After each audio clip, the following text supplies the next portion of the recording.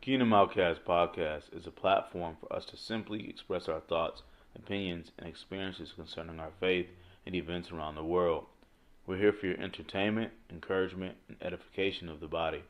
We're humans like yourself and are not the final authority of views expressed. Only the Most High Yah is. Feel free to agree, disagree, edify, question, and comment however you're led to in the comments. We are many members of one body under Messiah and look forward to communing as a family with mutual respect. Shalom and enjoy the pod. Kingdom Outcast. What's good? Shalom, everybody. This is your host, Brandon Mashak. I got here with me Elijah. Hey, everybody, it's Deja. And we're the Kingdom Outcast podcast, episode 41. Here again for part 2 with our special guest, Ron Dalton of the huge documentary, Hebrew Negroes. So he just called in. We just got everything set up. How are you feeling today, Ron? Feeling good. Good to be here. Good. How was y'all week? Great to have you. Week's been smooth, been peaceful, man. I don't know. This week I was very much more so reminded of focusing on the Most High. Mhm. You know, amidst some, I guess, some struggles, some attacks and things. Just focusing on the Most High and not focusing on the circumstances. Getting in my word, and we'll touch on it in the Precept, but man, Matthew 5 has been a blessing, and really 2 Timothy 2 it helped me out with this week, and it talks about enduring as a good soldier for Christ, you know. Mm-hmm. And I'm like, it's just part of the process, whether it's persecution, whether it's just attacks and things like seemingly not going your way, but we just got to keep our faith, because that's just the enemy wants us to be downtrodden and think that we're in despair. But I worked out this week, so I'm blessed because of that. Deja and I, we ran, so that was a blessing. I ate really healthily this week too, so my week's been smooth, and all I can do is just give all praise to the Most High. So yeah, that's blessed. How's y'all's week's been? Me as well. It's been good. It's starting to warm up a little bit here in Georgia, so I finally put some seeds down. So my first batch, I'm gonna do carrots, kale, tomatoes. I'm gonna try tomatoes 2 ways. I put down like raw seeds, but I'm also going to do the method of like cutting open a tomato like and bury it. I'm gonna see which one does best. I don't know. We'll see. But yeah, I think that'll be really good. In preparation for Purim, which is coming up next week, I've been reading the book of Esther, and so what I've done is like read it in 2 versions to kind of like, I guess, pick apart the differences between what was included and what wasn't included, which brought about some questions for me about the Persian Empire and things like that. But that's been a really good study this week. Okay, that's dope. What about you, Brandon? What's new? Shoot, not much. I guess too new. Just it's been I've been really busy with clients. A lot of clients these days. And then of course, really just working on I guess the background things for the podcast.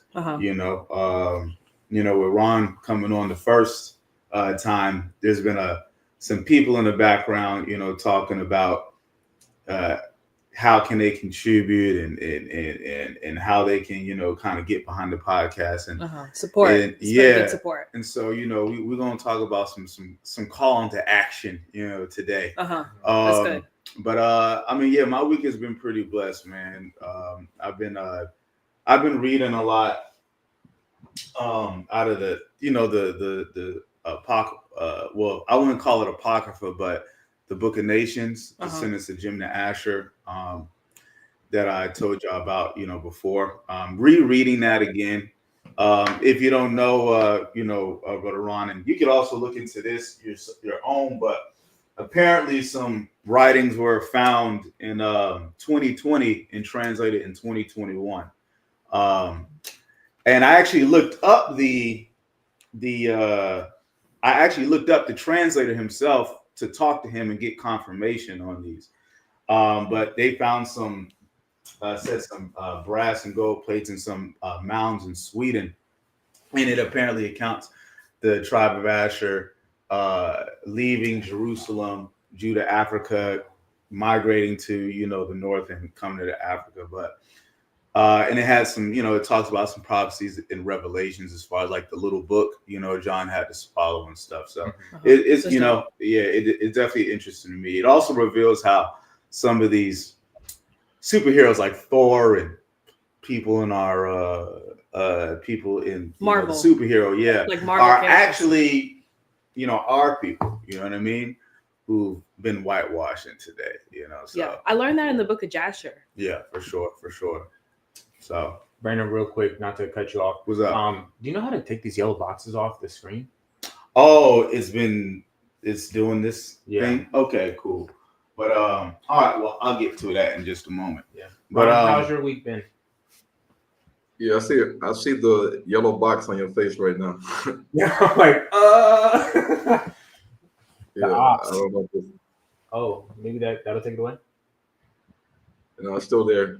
Still there. No, I'm working on it. Go ahead and tell us about your week, Ron.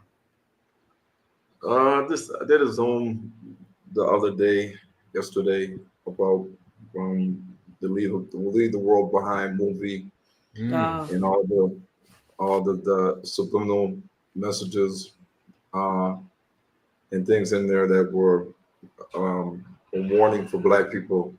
Mm-hmm. And other than that, just been here in South Africa, doing my stuff, normal routine. Yeah, that's about it. very nice. Okay. Yeah, Leave the World Behind. That was an interesting film that was produced, and we'll probably touch on this a little bit later. But recently, I don't know if you've heard of the Netflix show 0 Day. Yeah, it has similar vibes to it. It's still showing them. Yeah, I know. I'm gonna look it up real quick. I'll get to it. Okay, Right, cool. well let's go ahead and jump into the precepts. All right, cool. okay, hold on. Let me just get her back to her mother. Oh, yeah, special guest. He's so cute. All right, so we could try it now. Get these yellow boxes off her face. I have to do it on the actual camera, so. Yeah, it looks like it's this thing right here, this eye thing. I don't know, because that's also on there too.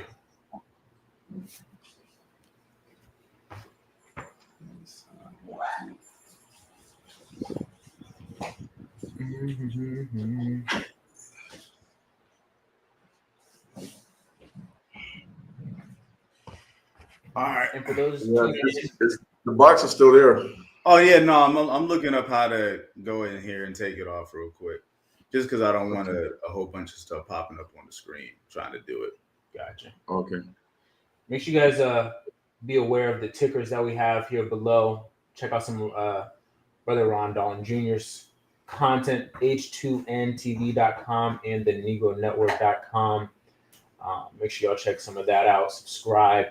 So much great content on there, and as well as ours. Like, comment, share this content with this live that we're doing with your loved ones and with anyone that may not be on right now, and like it, so the YouTube algorithm can pick it up. Precept. All right, go ahead with the precept. Precept. Let's see what we got. All right, cool. So our precept for today is going to be coming from Ezekiel 36, verses 23 and 35. All righty.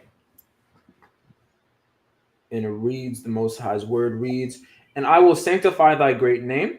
I will sanctify my great name, which was profaned among the heathen, which ye have profaned in the midst of them.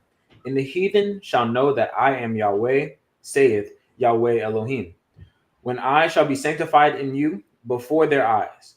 For I will take you from among the heathen and gather you out of all countries, and will bring you into your own land.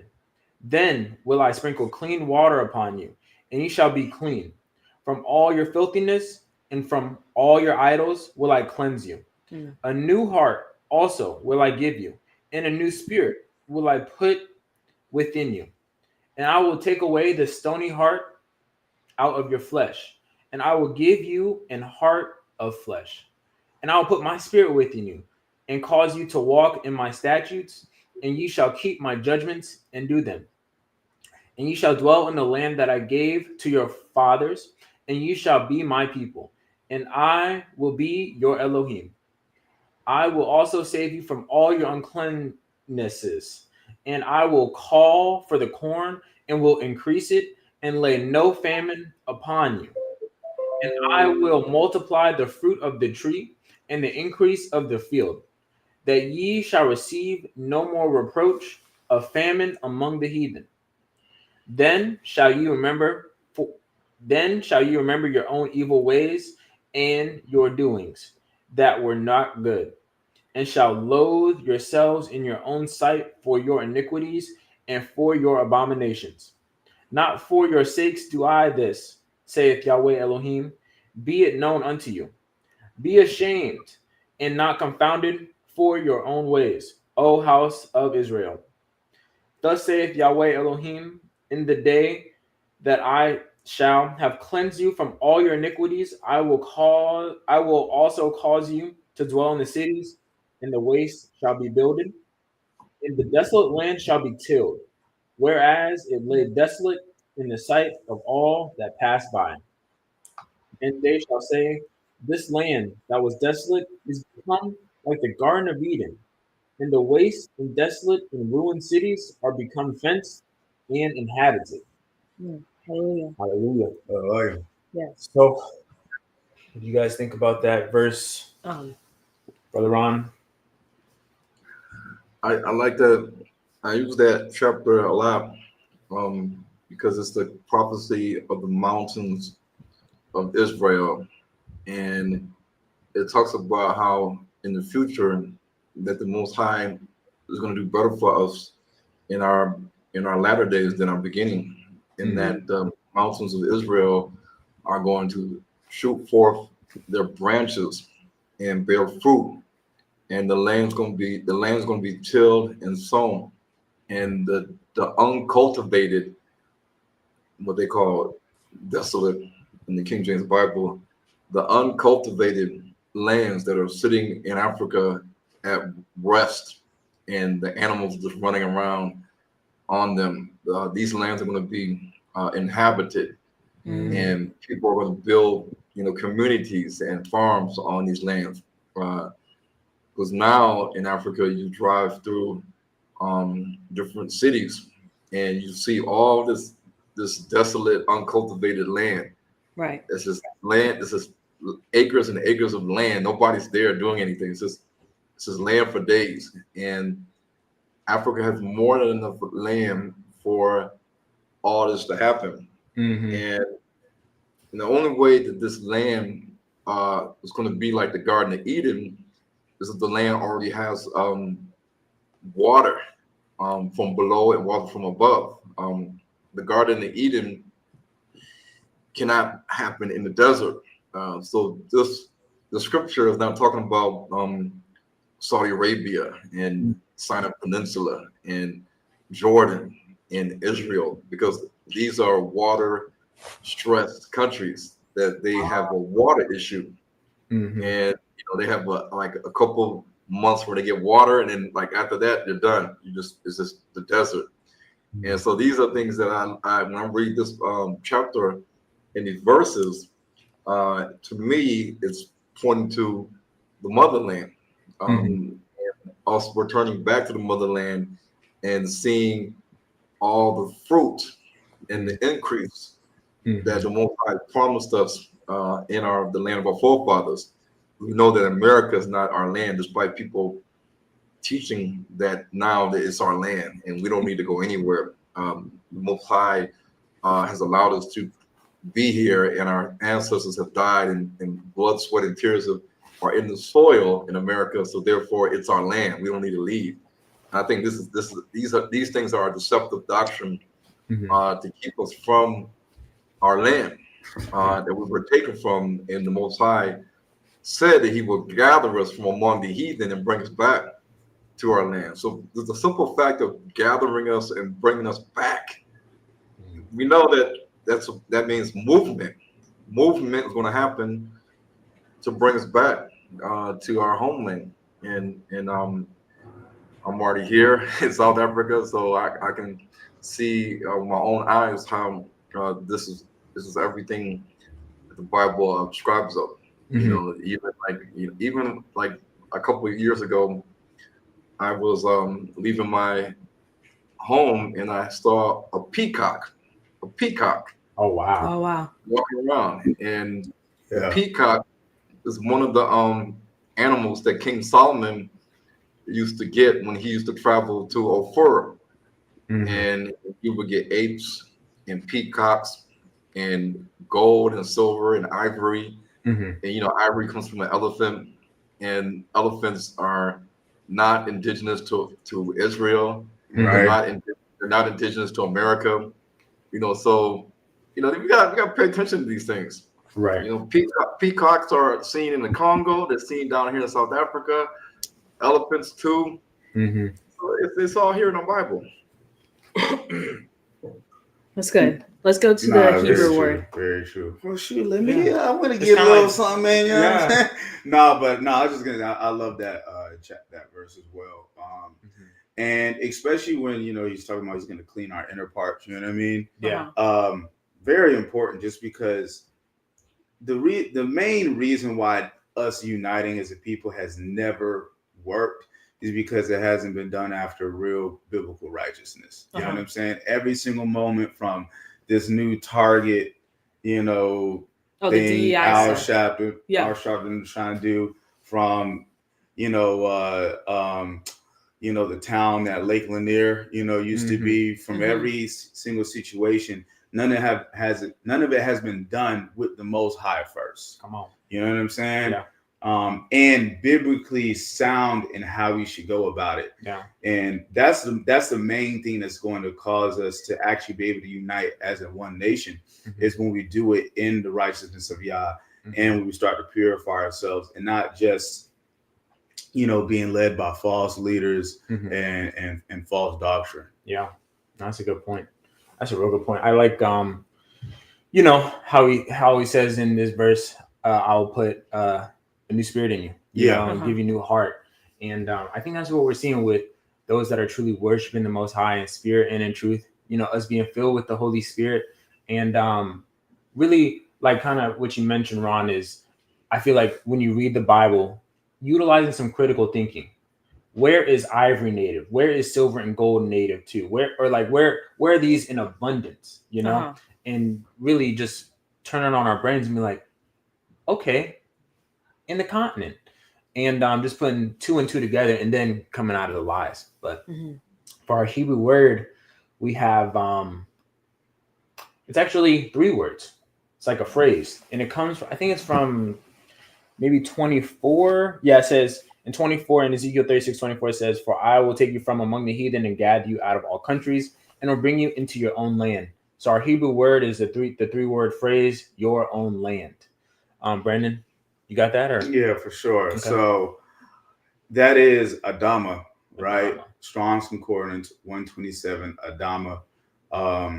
It is, I'm using the Bible Hub app here for Strong's Concordance. And the noun is feminine.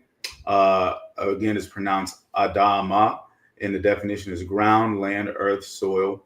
The word origin is derived from Adam, meaning man or mankind. Very important, because a lot of people think Adam's name was Adam, and that's not his actual name. Yeah. He was called Adam, which means reddish brown, ground, dirt, human, ruddy, which means reddish brown, which, also talks to, what he looked like, what I mean? But yeah, meaning man or mankind, which related to the concept of being made from the ground of earth. Corresponding Greek is G1093, often translated as earth or land, using the New Testament. So that's also important to understand, that because even the Greek language takes away from the original Hebrew definitions. Just like we know the English language often takes away from the original Hebrew language what words mean, so does the Greek. Yeah. And so usage, the Hebrew word Adama primarily refers to the ground or soil, emphasizing the material from which humans were created. It is often used in context of agriculture, land ownership, and the physical earth.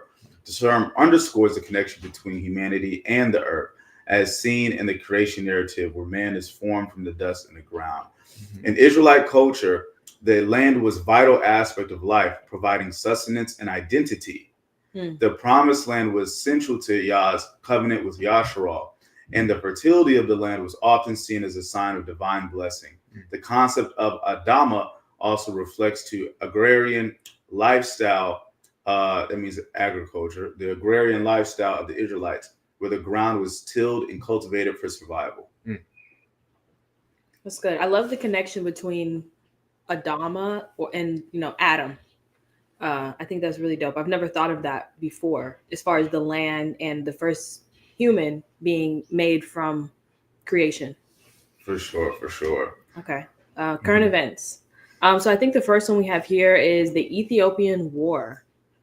Yeah, so we got, some, and this is something that's been bubbling for a while. And again, y'all, if y'all do see these yellow boxes or focuses on the camera, I'm working on, getting that off. I don't want to mess with it too much so that it doesn't cut off the broadcast. It's only on me. Gotcha. But so yeah, and so in Ethiopia and Eritrea, they've had tension for a good while. There has been wars and death going on for years there. And to be honest, I personally do believe a lot of the Bible prophecy is actually talking, similar to what's going on there. But it started as a civil war, though, right? Ethiopia and Eritrea were one nation. Eritrea, yeah. They were one nation before. So this was really just the splitting of a nation and the continual fighting. Right, for sure. In fact, Ron, are you privy to any of, about what's going on over there, or what have you heard? It's a lot of it. It's just like, brothers fighting each other. And I don't know who orchestrated the conflict, but, they essentially, have the same DNA. It's not like they're separate people with their own separate DNA haplogroup. They just, like she said, it used to be one land, and then Eritrea ceded, and you have that piece of land in the north that's Eritrea, and then the rest is Ethiopia. And so I know they've been fighting for a while, and it's just sad to see the people that are connected genetically and ancestrally that they're fighting in that area. Just kind of like how the conflict in the Congo is going on right now, and it's been going on for a long time. Yeah, and its relevance is, a lot of those Ethiopians, are most likely descendants of Israel as well. You do have the Ethiopian Jewish community who do live there, as well as many who now live in Dimona, Israel as well. And the situation is, it's really something that could rattle the entire east coast of Africa. That's where they're saying it's going to, be something pretty big. So I think it's something that we should kind of keep our eyes on, you know what I mean? Especially when it comes to understanding, biblical prophecy and what's going on. A lot of things are talked about in the news is, look at Israel, look at what's going on in the Middle East to link to biblical prophecy. But at the end of the day, if we're looking at a false place, to understand what's going on in the word, we can, be deceived and where we're at in the biblical timeline. That's real. And I think that there's more that's being there's more stokes in the fire than what we realize, not by necessarily Ethiopia and Eritrea, but by other nations. Other nations have interest in both sides. So that could potentially spark more conflict. Right. So that's good. Just definitely something to be mindful of. Yeah, it's probably connected to a lot. I see you've been posting a lot about Gog and Magog, lately, and so there's probably some connection there with what's going on with Iran. So, are we ready to move? Yeah. So, okay. So the next current event we have is about the Sicarii camp leader stepping down. Yeah. So what's his name? I guess is it Gorilla or something like that? I believe Captain something. I don't know. Did you hear about this, Ron? Yeah, I did, and it's unfortunate. I don't know how it leaked, but I guess it leaked, and they had to address it, and it's not doesn't look good, I guess. Yeah. So what's the reason? Why is he stepping down? Well, so I first learned from looking at Larry Johnson's page, ex NFL player. He was talking about it. He's real harsh on the camps. Oh yeah. Rightfully so. Yeah. You're familiar with Larry Johnson, right, Ron? Yeah. Wait, have y'all ever connected before? We've talked on the phone, but I haven't met him in person. Okay, gotcha. Well, from what I know, and just understand, this isn't like gossip. This isn't to out our brother, but this is just for us to like see what's understanding, see what's going on. Apparently some videos leaked of him, in a setting that he shouldn't have been in. It was on Passover. He was in the club? Yeah, club, you know what I mean? And some stuff. And he stepped down. He was smoking hookah. Maybe, you know what I mean? He was just doing something he shouldn't have done as a leader. And he stepped down. And granted, I hope he gets his repentance in the Most High, and Most High grants him back what he lost. But I just do think this is an example of just kind of like, or even you have what's other bro's name of But is he married? No, I'm not sure. But what's other bro's name that I shared with you, Ron, this week? The video of him stomping, and he has the whole camp. Captain Cesaria. Yeah. Cesaria. Right. And and they got, the picture of white Jesus, step on the white man's face and all this. And I just want to bring some of this stuff out with camp leaders, for people to again understand that these are not the faces, or this isn't what all people who know we're Israelites, promote, you know what I mean, or what we believe. Important. The word talks about the sojourning strangers, the Gentiles who follow, our Yah, through us. And I think the Most High is now, judging certain people, you know what I mean, in the spirit, who have been, leaders in kind of, spreading false, doctrine. And again, these are people who big platforms often bring on to represent the Israelite movement in the awakening. They're disgraced always. Right. Always disgraced. But why not bring on Brother Ron, please. But why not bring Ron on, man? What's going on? They're not going to do it. They're not going to do it. They're not going to do it. And I know about it. And you got to look at by now people know about Hebrews to Negroes.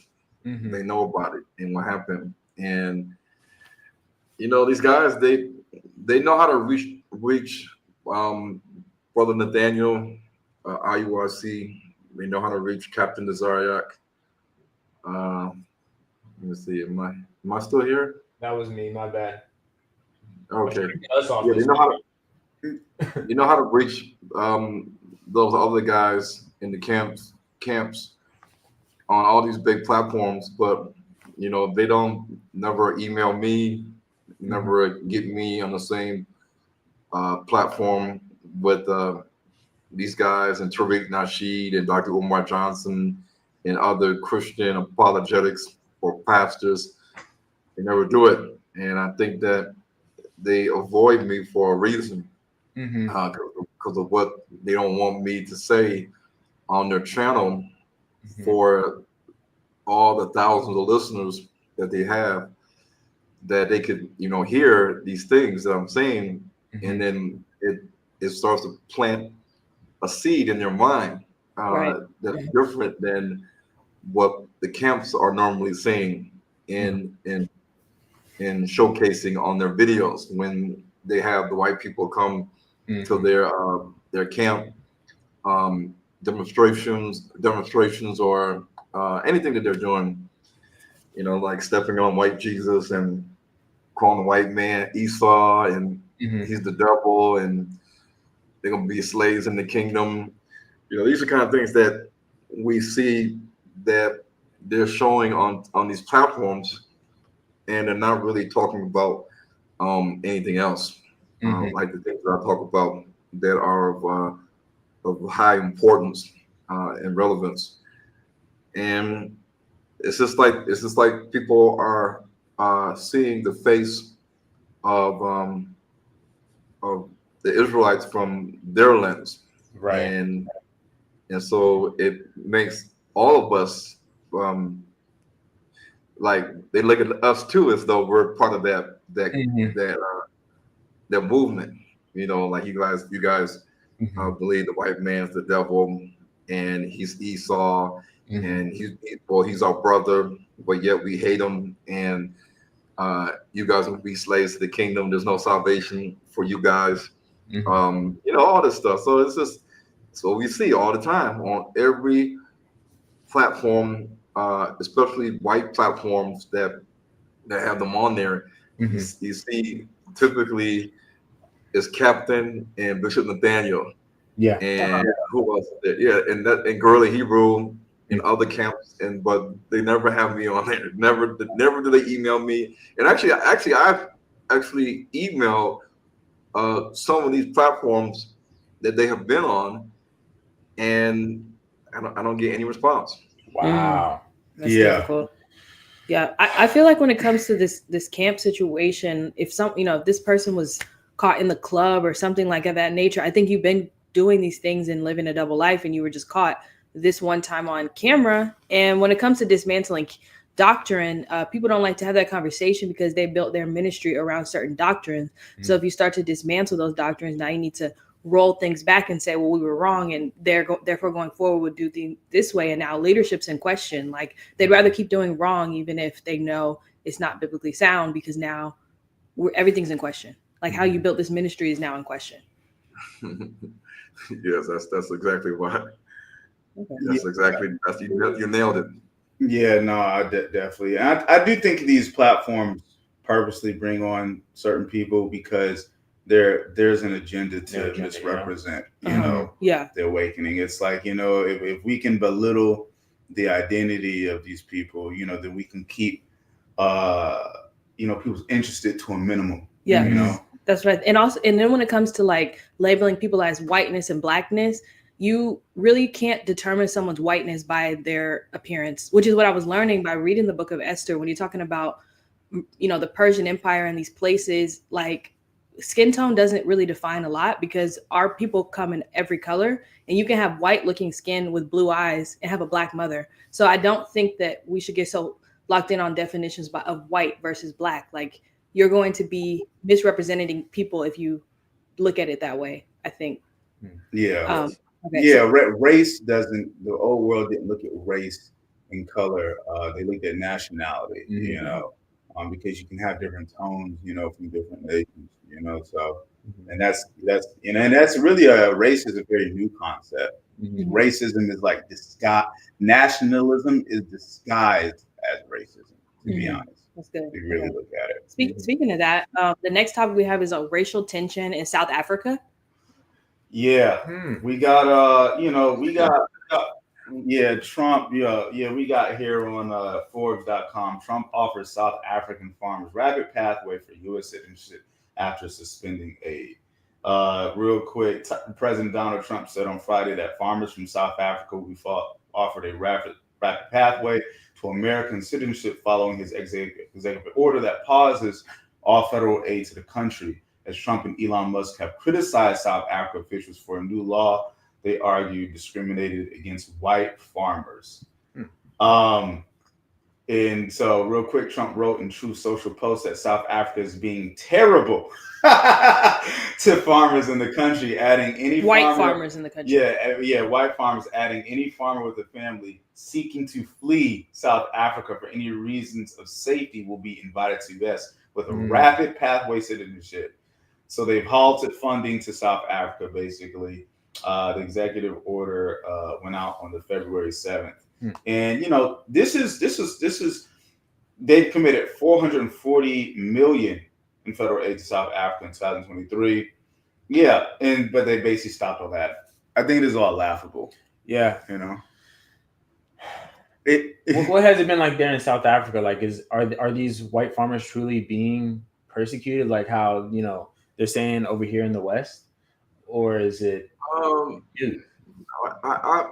I'm not in that areas of farmland, So I can't see any violence. I haven't seen any protest out here, and if they want to go to America, then they're gonna have to get used to Monsanto seeds and chemtrails and control and property taxes and the cost for fertilizer and seeds and equipment. They're not going to be able to survive because a lot of the farmers in America they have to get aid and subsidies from the government to stay in business.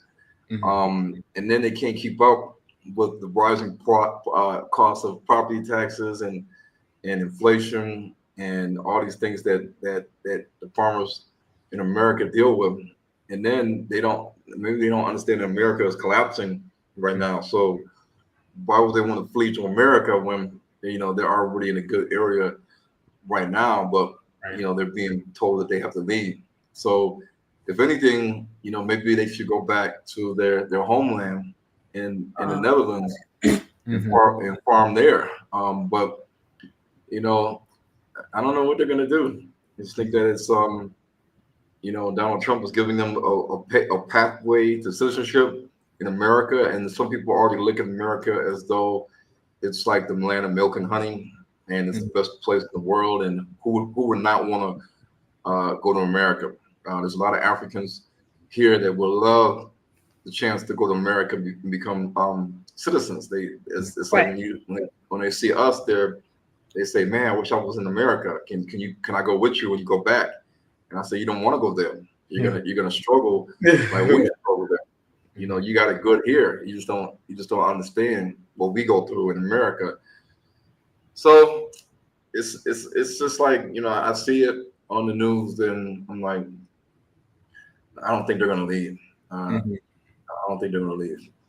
Well, it's funny. I was just at the gym yesterday, right before Shabbat service, and I seen a familiar face there, and I was just thinking, man, is this girl East African? And then I saw she also had a Kenyan wristband on, and I was like, "You're from Kenya?" I was like, she's like, "Yeah." She was like, "Oh, okay." I'm a Kikuyu. She's like, "Oh, I'm Kikuyu as well." We talked. And I asked her, so what made you move to this ghetto country? And she said that's the first time she's ever been asked that. Like, you know what I mean? Yeah, because it's assumed why she moved here. It's assumed like, oh, for a better opportunity. Yeah, and it's funny just because it's like I guess our community is a minority in the quote unquote Black community, right? Or understanding who we are, but it's like we all have kind of the opposite mind. Where anybody who's not necessarily kind of where we're at in our knowledge, this is the place to be. This is the place of now, but yeah, interesting. But this news article makes me wonder the reason for current increase in violence. Like, is something going on with the locals and the farmers, or is it that people are wanting to take back land that was once owned, owed to them, or if something like that has occurred recently that's causing like an uprising against the farmers? Like, usually things like that, you might see the result of it might be a news headline, but not what caused it. Yeah.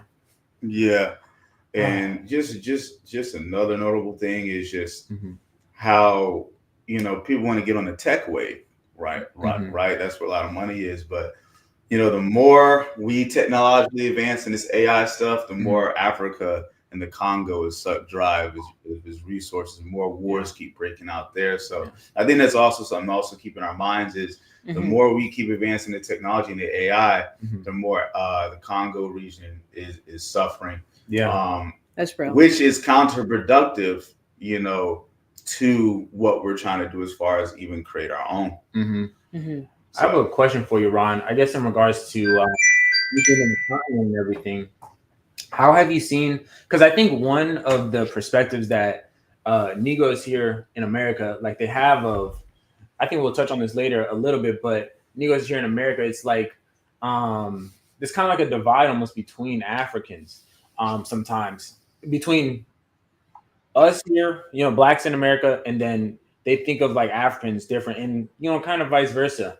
I guess my question is more so like, how have you been received? How have you seen them interacting with Blacks from America and South Africa? Are they very like welcoming? They're like, oh my gosh, we're so blessed to have you guys, or is it more of like a like hands off type of thing? Or No, they're all welcoming. It's all love. I've been here since 2022, and I've seen nothing but love from the South Africans that are here, and they embrace us and they love us. They know they listen to the same music that we listen to. They do, like Chris Brown and Rihanna and Drake and different people that we listen to, even people in the oldies like the Motown era, and the old R&B rap groups like SWV and Boyz II Men and 2020 Tony and Nas and Jay-Z, and they know all about that. Tupac. So they're connected more closely than we think. And for those that come here, they'll see that there's nothing but love to African Americans from South Africans. I love that. I love to hear that. Yeah, that's amazing. Definitely. Okay. Before we get into the main topic, we got a couple of comments at all or questions in it at all? No comments. Amen. Peace and blessings. Greetings, fam. Okay. I like and such. Okay, great. Yeah.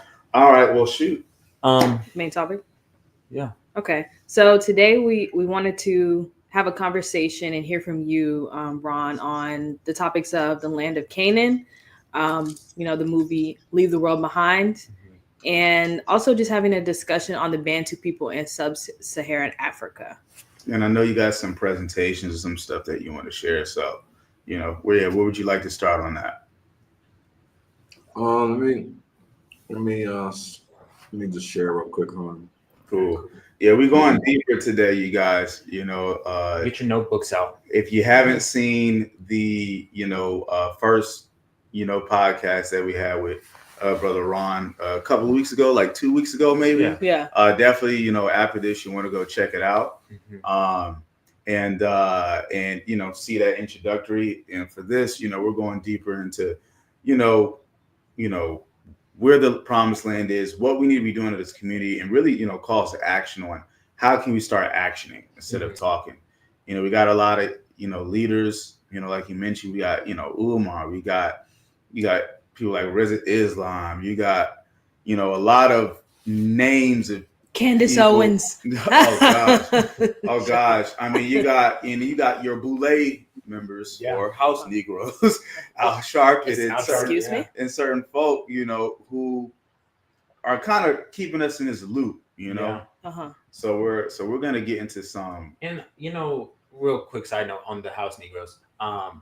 You saw so Trump had a State of the Union address, and I think Roland Martin, he said, all right, we're going live. We're going to have our State of the Union address. And they had a reverend on that. And I'm like, okay, us as Black people, we need to be following, like you said in the beginning, the Most High. You know what I mean? If it's not about the Most High, what's it really talking about? Not Roland Martin. Yeah, about him and, what are our issues? Like, our issue is sin. Yeah. We need to get out of sin. We need to repent, and we need to turn and focus on the Most High. He also isn't a representative of the community, not really, because I remember years ago he brought Dr. Umar on to whatever his daytime show was and argued him down the entire time, was completely wrong, was so focused on the whole interracial relationship. Like, he himself is a house Negro. I don't think he's a representative. Yeah, it's just foolishness. But I see. Can I add this to the stage here? Yeah, you can. All right, cool. And I don't know if we could. All right, so let's see here. Hold on. Okay.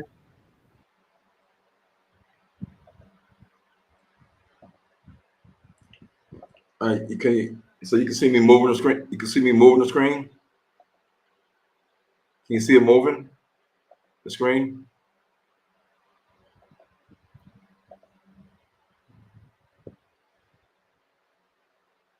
Just let me know. Okay. Are you guys still there? Let me see. Yeah. Yeah. No, I think it's the way it's supposed to be. All right, cool. Right, but you can see it though. You can see the screen. Yep, yep. It's the Obama's input. All right, so I'm not gonna go through all of it, but Obama said, well, Ismail said that Obama helped put together the movie based on what he believes things might unfold in our reality, meaning that the things he put in the movie is what he believes is going to happen in our reality. Yeah. Okay. Same way how when they made series like 0 Day, they're doing it because some of it may have some truth and validity to, can this happen in our reality in America? And the answer is yes. All you have to do is research who produced, directed, created any movie that we see today in America. I do this all the time. So you can see that not only did Robert De Niro star in the movie, but he is an executive producer in the movie, along with other individuals that are of Jewish descent. And this is on Wikipedia. You can click on their names and you can see their early life and history. And you can see that a lot of Jews have put input and have directed, created, and produced this series that talks about America being under a cyber attack, and the electricity goes down, the internet goes down, you can't access your bank account, you can't do transactions. There's a lot of things going on, similar to Leave the World Behind.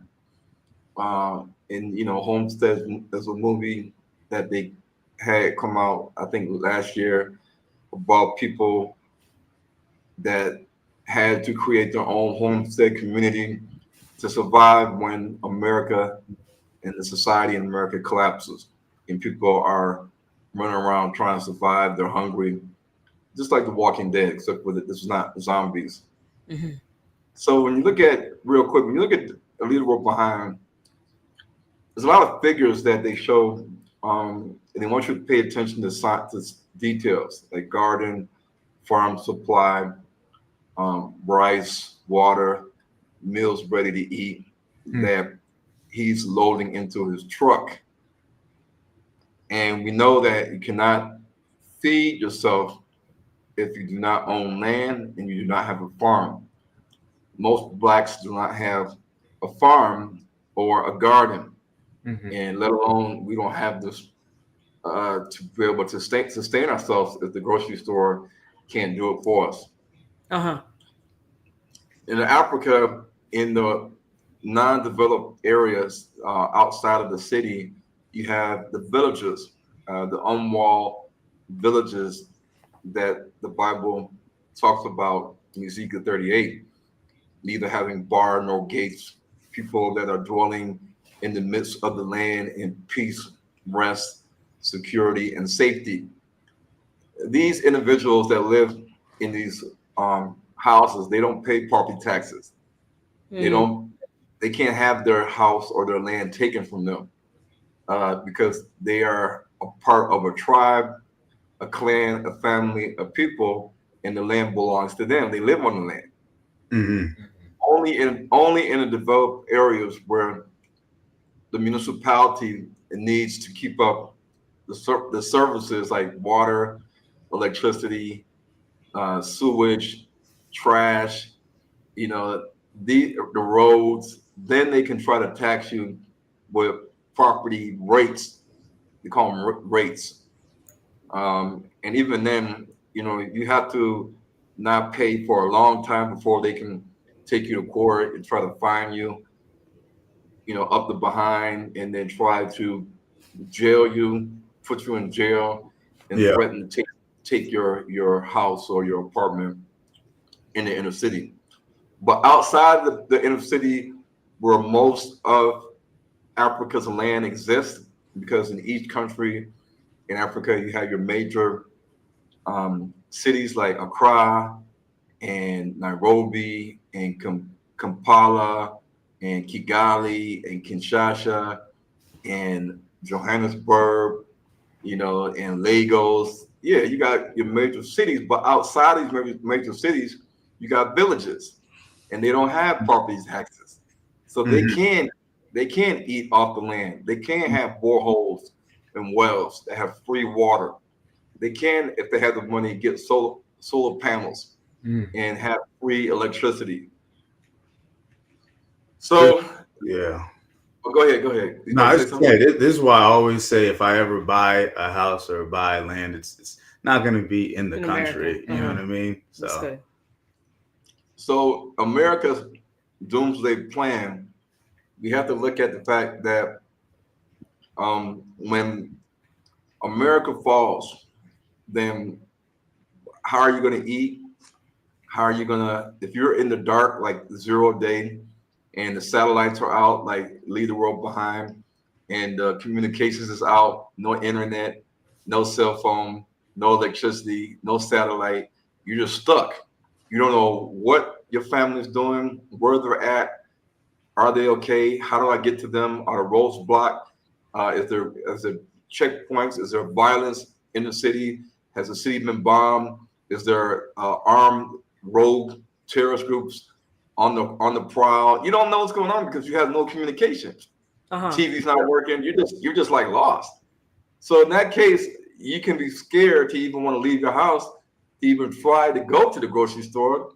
And if you do that, it might be a waste. You might be wasting gasoline and time, and you might get mobbed or mugged or detained by the police, and you didn't achieve your goal. And the people that you left behind in your house or apartment, they're looking like, where's daddy at? Or where's my uncle at? He left hours ago and never came back home.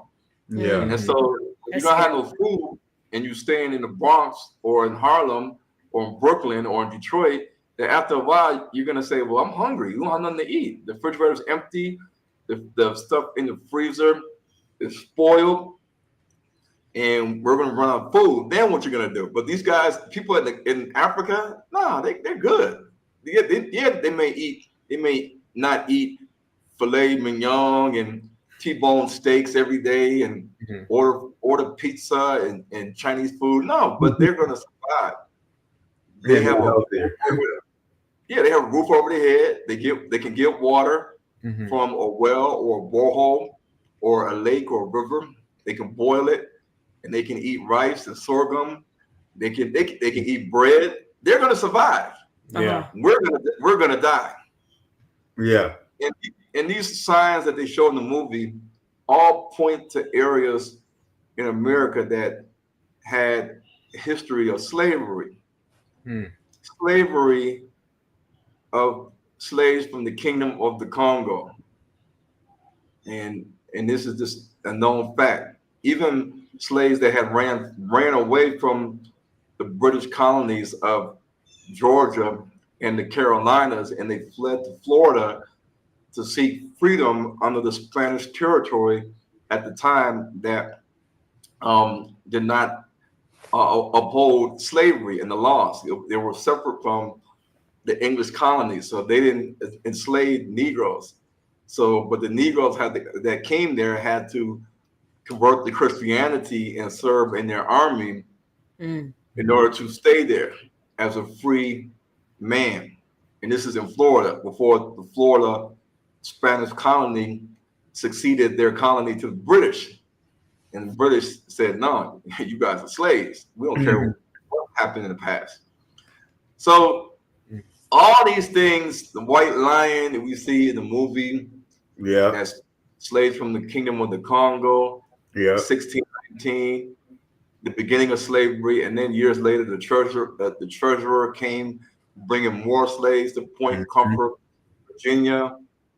The white lion is a lion that is seen in Limpopo, in the Timbavati game reserve, and this is along 31 longitudinal parallel that stretches all the way up to Giza and the pyramid, lion, sphinx statue that's in Egypt. So the 31 east longitudinal line was, according to the Egyptians and the Israelites, the first meridian line, meaning that the 0 degree longitude, 0 degree latitude was in the center of what today is the border of the DRC and Uganda.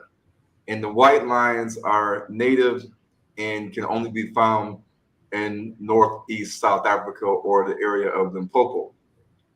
And just to reiterate again, Ron, because we want people to really get the understanding and urgency that this stuff can happen in America, and it will happen. A lot of people can't wrap their mind around it, and you confirmed, which some of us knew, but you said this movie was produced by the Obamas. Explain that part again for the people watching. Delete the word. Yeah, so the movie. Okay, so those that saw my movie, I first aired my movie, Hebrews to Negroes 3, Sound the Alarm, Volume 1 and 2. Volume 1 is about the hidden history of the Kingdom of the Congo, or the hidden Israelite history of the Kingdom of the Congo. And in that movie that I premiered in 2023, in November, November, they saw the part of the movie that I talk about the white lion, the Kingdom of the Congo, 1619, 2019, 1624, 2024, and the Israelite 12 kingdoms in the Kingdom of the Congo, similar to the 12 tribes of Israel, and all the correlation to how this was the people of the book, or the land of the 12 tribes of Israel.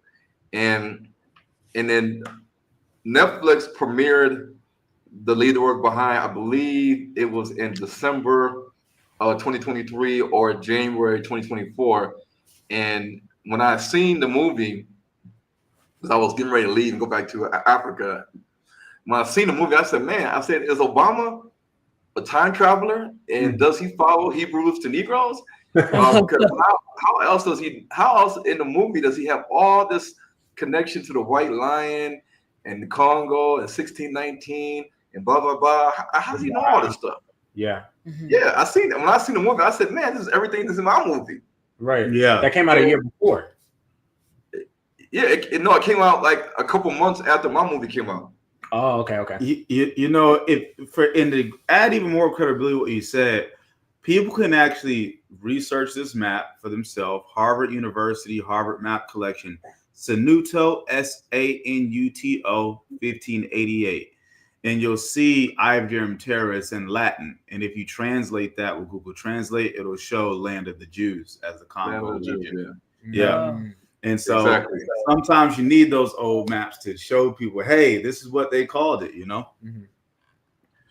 Yeah, so the 31-degree east longitude line goes to the Giza, Sphinx of Giza, and then it goes all the way down through the Congo and Uganda border, going all the way down to the Timbavati Game Reserve, where the white lion is seen the most at in northeast South Africa.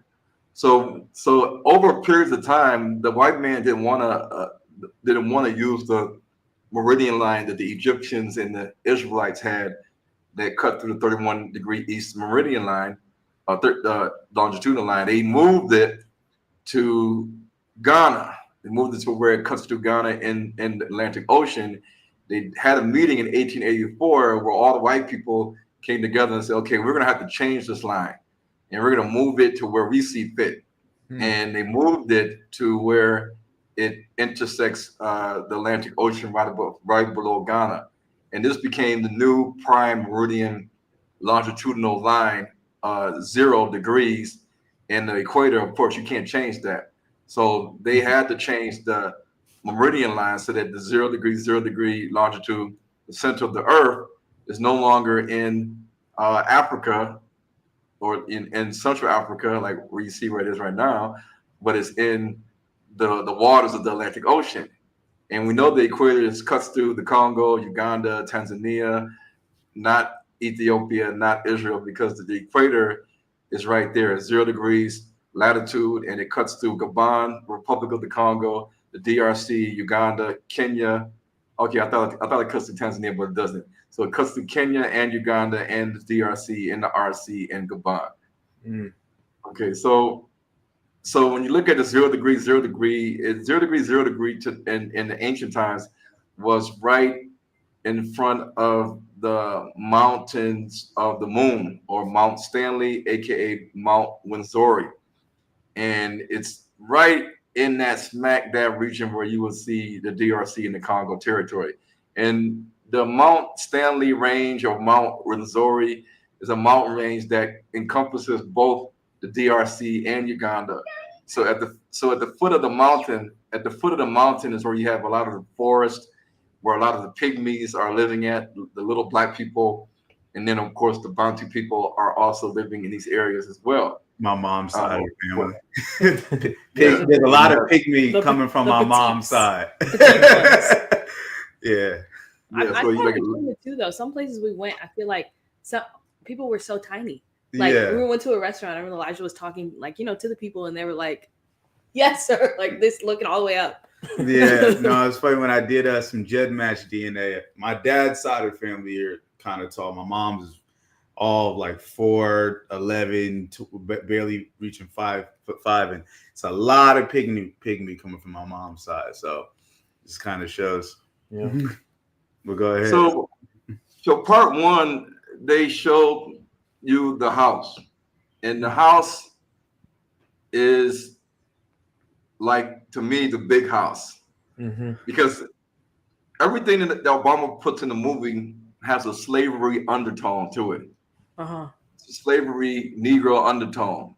And so when part one, the house comes on, the music they play, I don't know if you can hear it.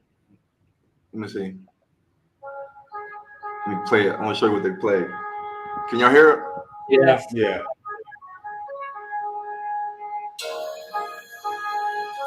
Oh yeah, like the mom was so into black people music. Yeah. Yeah, when she was walking through the house, she was so happy. That people played this.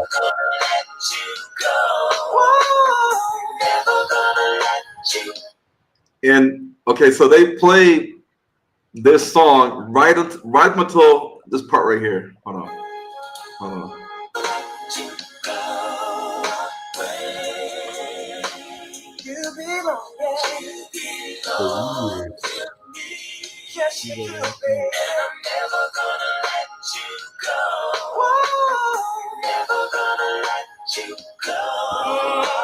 Like America's saying they're not gonna let us go. Okay, so basically they stopped it after you said you belong to me. I'm never gonna let you go. And I said, why would they just play that and then stop it right there? Because to me, with all the slavery undertones, it's like they're saying, you black Negroes in America, you belong to me. Yeah. I'm never gonna let you go. I'm never gonna let you leave the big house. Yes. Yeah. And so we have to look at how in history Marcus Garvey tried to take us away, and the FBI, J. Edgar Hoover, they stopped it. They didn't want us to get on the ships and go back to Africa. And Julian Mack, a Jewish judge, and Jewish jurors, Marcus Garvey even said this to a journalist. He said when they wanted to get me, they had a Jewish judge try me and a Jewish prosecutor. He said I would have been free, but 2 Jews on the jury held out against me 10 hours and succeeded in convicting me. Whereupon the Jewish judge gave me the maximum penalty. Now, how in America at that time, when the Jews probably were less than 1% of the population, how did Marcus Garvey manage to have a Jewish judge, a Jewish prosecutor, and Jews on the jury? How did that happen? Yeah. And we know about the Black Boule and W.E.B. Du Bois and how they were like, Marcus Garvey's crazy. We need to stay here and get free rights and equal rights and education and employment and voting and integrate instead of separate. So the Boule operates along the interest of the white elite. Yeah. Marcus Garvey said, we're not gonna have any freedom unless we leave America. Right. Exactly. What I would really want to know is like, where are they now? For those who actually during the movement relocated, and even before that, when they started the country of Liberia and people and Americans were relocated, I want to know, where are they now? Did they see, like, were they successful in their efforts? Was who successful? The individuals who would have actually relocated during Marcus Garvey movement, and those who went to Liberia when they created it as a nation for the freed slaves. Oh, where are they now? I don't know. Maybe their descendants are still in Liberia. Who knows?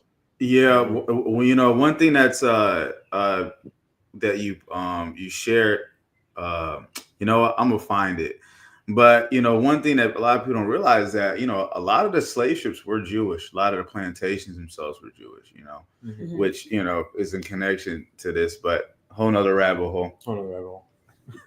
So after Marcus Garvey got sentenced to jail, spent 5 years in jail, and then he got deported to Jamaica, then almost a decade later, he said in the New Jamaican, he said the Jewish race is a noble one, and the Jew is only persecuted because he has certain qualities of progress that other people have not learned. And he likened anti-Semitism to anti-Black persecution, and he denounced anti-Semitism and Nazi radical racial intolerance. So he kind of did the same thing that Nick Cannon did. Nick Cannon is pro-Black.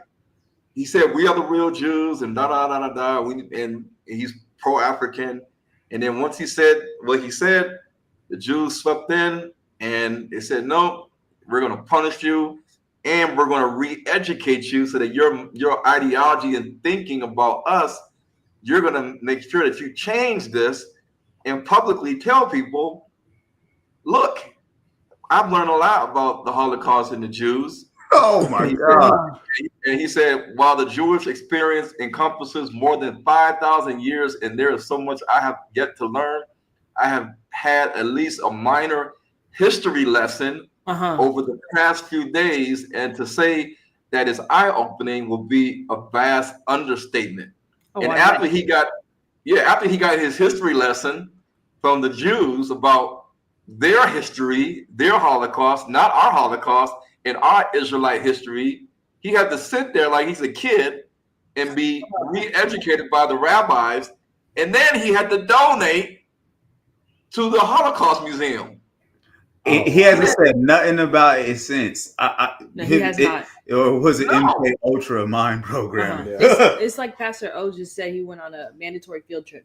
He said this in service about Steph Curry, because Steph Curry made a statement about the earth being flat, and they said, no, we're going to take you on a field trip to NASA, show you everything, learn everything. You're going to come back and tell everyone the earth is not flat. Oh, and while we mentioned it, Pastor Omar Tabu does want to send his regards to you, Brother Ron, of Church of Philadelphia. Pastor Omar Thibault. Thibault of School of Hebrews, Church of Philadelphia. Okay. He shouted you out in service yesterday. He did. In the Hebrews Negroes documentary.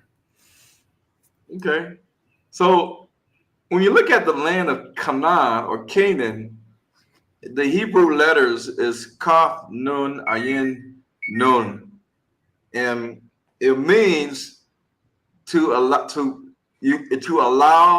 to be tamed, to subdue, to bend to another person or God's will. Nun is the life the seed, the family, the heir to continue. Life continues. Ayin means to watch, to know, and to experience. None, again, is the life, seed, family, heir to continue. So Canaan is where we are to bend to God's will, obey his commandments, and there our life, our seed, our family is to continue to experience and to continue. The meaning is supposed to be our land for generations upon generations. In the Ewe tribe in Ghana, the word Canaan means the soil provides. In Abagusi tribe in Kenya, Kanani in Kisi language, and Kinene in Swahili means that which is large, fat, and abundant, which the land of Canaan is. So even in the languages of the Bantu people, the word Kana, Kanini, Kinini means basically what the land of Canaan has. It's a land that's abundant, large, and fat, and the soil provides. It's not a desert like Israel. It's a good land. Modern day plantation in America is not our land. It's our big house. It's massive plantation. It is our captivity, and we need to leave, like the first Exodus. Now, in this scene, they show you this man sitting with this child on his lap, and they're holding these paddles, and they have the paddles down, and the kid doesn't have a paddle, right? The kid does not have the paddle at this moment. He's drinking a pop, and we see Charleston Harbor right here, beach roads, but they're in New York. They're not in Charleston, South Carolina. They are in New York City. The sign says Charleston Harbor, which is in South Carolina. Oh, wow. Yeah. Charleston Harbor, South Carolina is where over 40% of all enslaved Africans that entered North America, they came through this slave port. And when the slave auctions fell on a Saturday, on a Shabbat, they said, no, we have to shut it down. We have to observe the Shabbat. We'll pick it back up on Monday. This is a known fact. And so the Jews that were there that had what they call the Jewish Newport Center for Slave Commerce, they had different forts that the Jews would sell slaves, and then they would auction them off, and then the slaves will work for Jews on their plantations. But the Jews, they changed their last names so they could have Gentile last names, or they were known as crypto Jews, so nobody would know that they have Jewish ancestry in a Gentile world. So this is the truth. And Charleston, South Carolina, along with Newport, Rhode Island, was one of the slave port locations that slave ships would come to, and they would hit New York, and then Rhode Island, and they would go all the way down to the they would slide down the east coast of America till they got to the Carolinas and Georgia and Florida. So they started at the north and they slid down the east coast, dropping off slaves as they hit different forts like Virginia and North Carolina. Well, it was back in the day, it was Carolina, and then not North Carolina, South Carolina, and then Georgia. Yeah, so this is what they did. And this is what and see, the thing is I'm going to show you is that they have to show us what they're going to do to us so that we can subliminally accept the enslavement that they're going to put on us, because they already told us what they're going to do. They showed it to us. We just were too blind to see the signs. But the straight body of spiritual principles that they must follow in order to be allowed to exist. What do I mean by allowed to exist? I mean that they are aware that there are benevolent forces that will prevent them from achieving their goals unless we give them permission to enslave us. Now think about that. Well, I didn't give them permission. So why did they put this plan her 3 world wars on display in a book that's hanging there open behind glass in the British Museum Library of London. And those 3 world wars that they're outlining are exactly World War I, World War II, and the war on terrorism. Because the rules state that they have to tell us what they're doing. Therefore, if we allow it to happen, we have consented to tyranny, we have consented to enslavement. Now, if you get into the secret history of the cabal. Okay, so can I add something there to help people research that? Yeah. What he's talking about is Albert Pike, August 15th, 1871. And that's a letter he wrote to, I forget who it is, but where he outlined all 3 world wars. So look up Albert Pike, August 15th, 1871. And then the name of the book, Morals and... Well, it's not in Morals and Dogma. Oh, okay. And one other thing where, Brother Ron is talking, because he said, the Illuminati's rules. From what I know, Illuminati is a sect of Freemasonry. This comes straight out of the Morals and Dogma book by Albert Pike, page 104 through 105. Masonry, like all religions, all mysteries, hermeticism, and alchemy, conceals its secrets from all except the adepts, sages, or the elect, and uses false explanations and misinterpretations of its symbols to mislead those who deserve only to be misled, to conceal the truth which is called light, or Lucifer, as they explain later in the book, from them, and to draw them away from it. And that's what, Brother Juan is talking about, where they have to tell us what they're going to do. So we subconsciously give them permission. And it's written, and we know, Masonry is the biggest organization in the world. So this is what he's talking about. Yeah, that's a spiritual principle, though, like to come into agreement with something or to basically rebuke it or disagree is like a spiritual principle. So that makes sense. For sure. Yeah, so during the scene, the kid stops drinking the pop, and then he grabs the sign, and the daddy grabs the sign, and they hold the sign up above their heads, so you can't see nothing but the sign. And I said, "What?" I would say, "What are they playing beach ball?" No, the kid is sitting on the man's lap, and then he holds he's drinking the pop, but then he holds the sign above his face, so you can see the word Kadima, and then you can look upside down and see that it says Kadima on the green paddle. So I researched Kadima, and I said, okay, this is a paddle. It's a beach paddle. Interesting. The Hebrew word Kadima means let's go. It means come on. It means to move forward. I didn't see it happen. I honestly found a lot in this movie, but goodness gracious, really keep going. And you remember the movie is called Leave the World Behind. It could have been called Leave America Behind because it's based in America. It's not based in Africa and China and India. This has nothing to do with a cyber attack in Europe, Africa, China, India, Canada, Mexico. No, this is about America. Yeah. But Obama did not want to title it Leave America Behind because that would have been, I guess, too much to give us. So the word Kadima, it means to move or go forward or come on, let's go. This is exactly what Moses told all the Israelites and all their orderly ranks and elders. They said, okay, it's time to go. Get everybody together. We're leaving tomorrow. And they did that. And the root word of Kadima is Kadim or Kadam, and it means to advance, to do first. And it also can be referred to the east, because the Garden of Eden was the garden was planted in the east of Eden.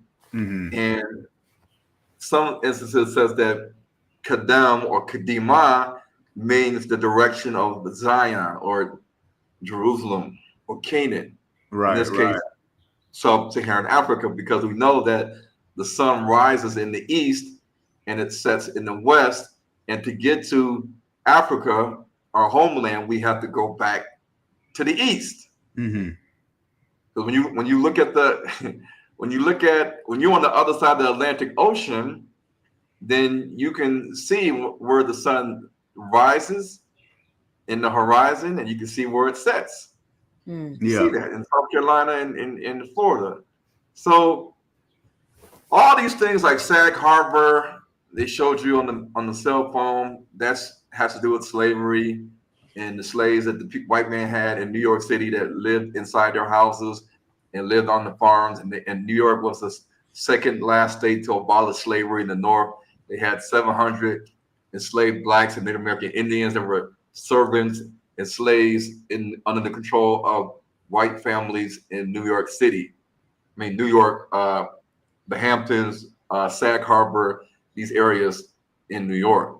So it didn't just happen in the South. Slavery happened inside houses and on locations in the North as well. That's good. I was going to ask a quick question on the last note. So when this information is included as like a subliminal message, do you think that who is Obama or those that created this movie, who are they speaking to when they say things like "let's go" or "time to go" or "time's up"? Because we know that they are not of the Most High. If anything, they're the enemies of the Most High. So who are they speaking to? I think they're giving us a warning, like the white guy said, David Wilcox, is that they're kind of warning us and telling us that you guys better leave because it's about to go down in America, and all the subliminal messages is for you guys, and you know who you are. At least some of you guys know who you are, and if you know who you are, you need to leave because it's not meant for you to stay here. The Most High told us to flee Babylon, and if we don't, we're gonna partake in her plagues and in the punishment for her sins. And even Satan knows who he can and can't touch. You know, he had to get permission, you know, from the Most High in the book of Job, you know, to touch Job. And so his workers, you know, people after him would have to operate the same way. You know what I mean? They know that there's certain people that they can't touch. And just like, you know, we read and saw, they have to tell us, you know, what they're doing before, you know. So that would mean that he is giving this prediction to other elites. No. Are they warning the wealthy who can afford underground bunkers and to leave and to do things? Are they warning each other? I don't think so because the whole movie has a slavery undertone, like a Negro undertone. Yeah. They're telling us. Again, they have to tell us what they're doing before they do it. It's like it's like permission. We have to give them permission. It's like people think the Simpsons, you know, predict stuff, but the writer of the Simpsons is a 33rd degree Mason. They're just telling you what the plan is. You know, so again, it like the book said, they give the information for the elect, but to mislead the rest of the people. You know what I'm saying? Yeah, so all throughout the movie, the little girl trying to find how she can finish the last episode. Of Friends, yes. Season 10, episode 817 is called The Last One. And then they let her play while she's in the car before the internet goes out. They laugh and it says, "Sorry, boys, the ride is closing." That's it. That's all you hear. And to me, this is like another sign. Okay, the last one, the ride is closing. Yeah, something's about to go down. Something is going to go down. And Ethan Hawke, he says seeing deer, according to Mesoamerican mythology, is a good sign. Well, if you do your research, it's not a good sign. It is tied to chaos, war, drought from the sun, human sacrifice, disease, or the need for humans to seek divine favor or help from God in troubling times of need. And okay, so then you'll see the guy here is calling on the thunder and rain god to bring rain because the deer symbolizes drought. And then this other Mayan or Incan or Aztecan god or whatever is sacrificing and decapitating the head of I don't know if it's a black person or what, but he's using a deer. He has a deer scepter because the deer scepter is part of the ritual of human sacrifice. And in this case, they decapitated the head, and they're probably going to burn the body on this little altar or whatever they have right here. Wow.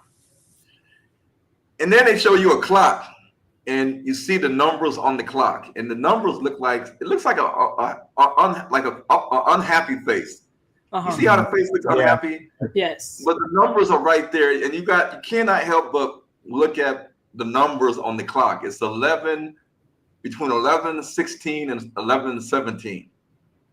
And so I just went to the book of Numbers 16 and 17, and it said, and Yah said to Moses, gather unto me 70 men of the elders of Israel, whom thou knowest to be the elders of the people, and officers over them, and bring them unto the tabernacle of the congregation, that they may stand there with thee. And I will come down and talk with thee there, and I will take of the spirit which is upon thee, meaning Moses, and I will put it upon them, the elders, and they shall bear the burden of the people with thee, that thou bear it not thyself alone.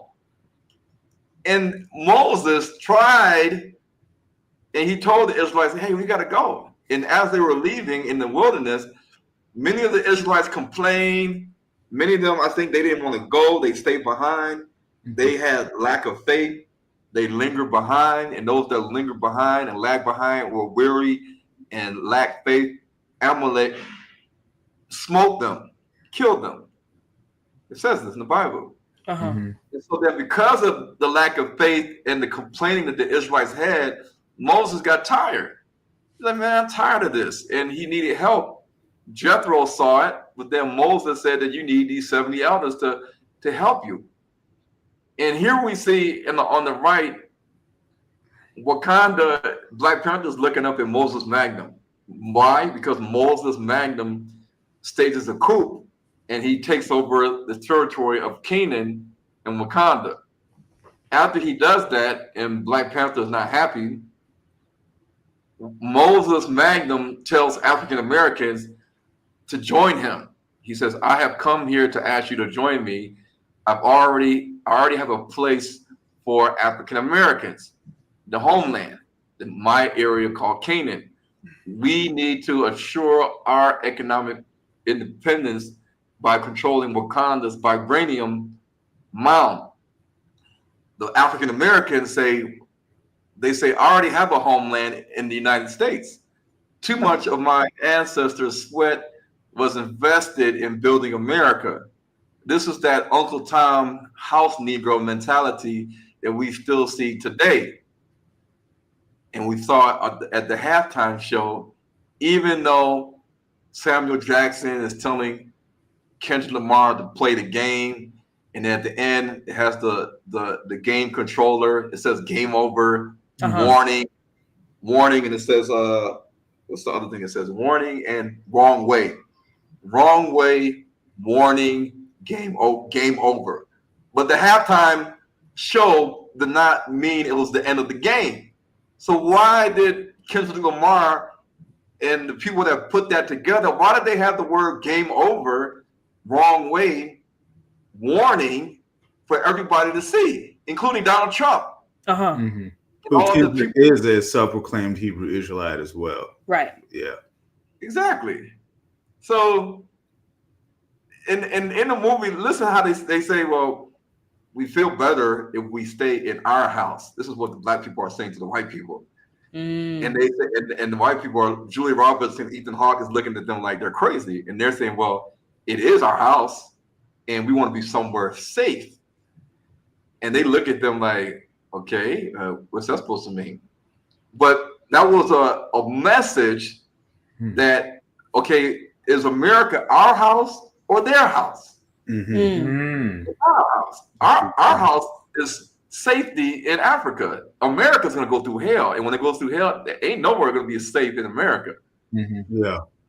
Because when this warning comes on the screen in America, that's the real deal. It's not a test. It's not an alert. No, it's the real deal. And throughout the movie, they show you the mood, how it intensifies with the water. Yeah, the waves. Yep, start to. Waves. I remember that. Mm-hmm. And okay, yeah. And in the movie, they're in the bed, and the black people are not there. And they say, well, Julia says, why didn't you tell the black people about the oil tanker, White Lion boat that we saw at the beach? And Ethan says, it seems like it would be piling on. Why didn't you tell them, Julia? Julia says, I was afraid. Ethan Hawke says, afraid of what? And Julia says, because that it would confirm something. even that first scene was a message behind it, not just the White Lion, but how slow it's coming. It's slowly creeping. And nobody ran. And then how people were just, it's like even today, people know something is going on, but they're just still waiting and waiting. And until it gets close, super close, it might be too late, you know? So then I have pretty much the same question about Kendrick's performance.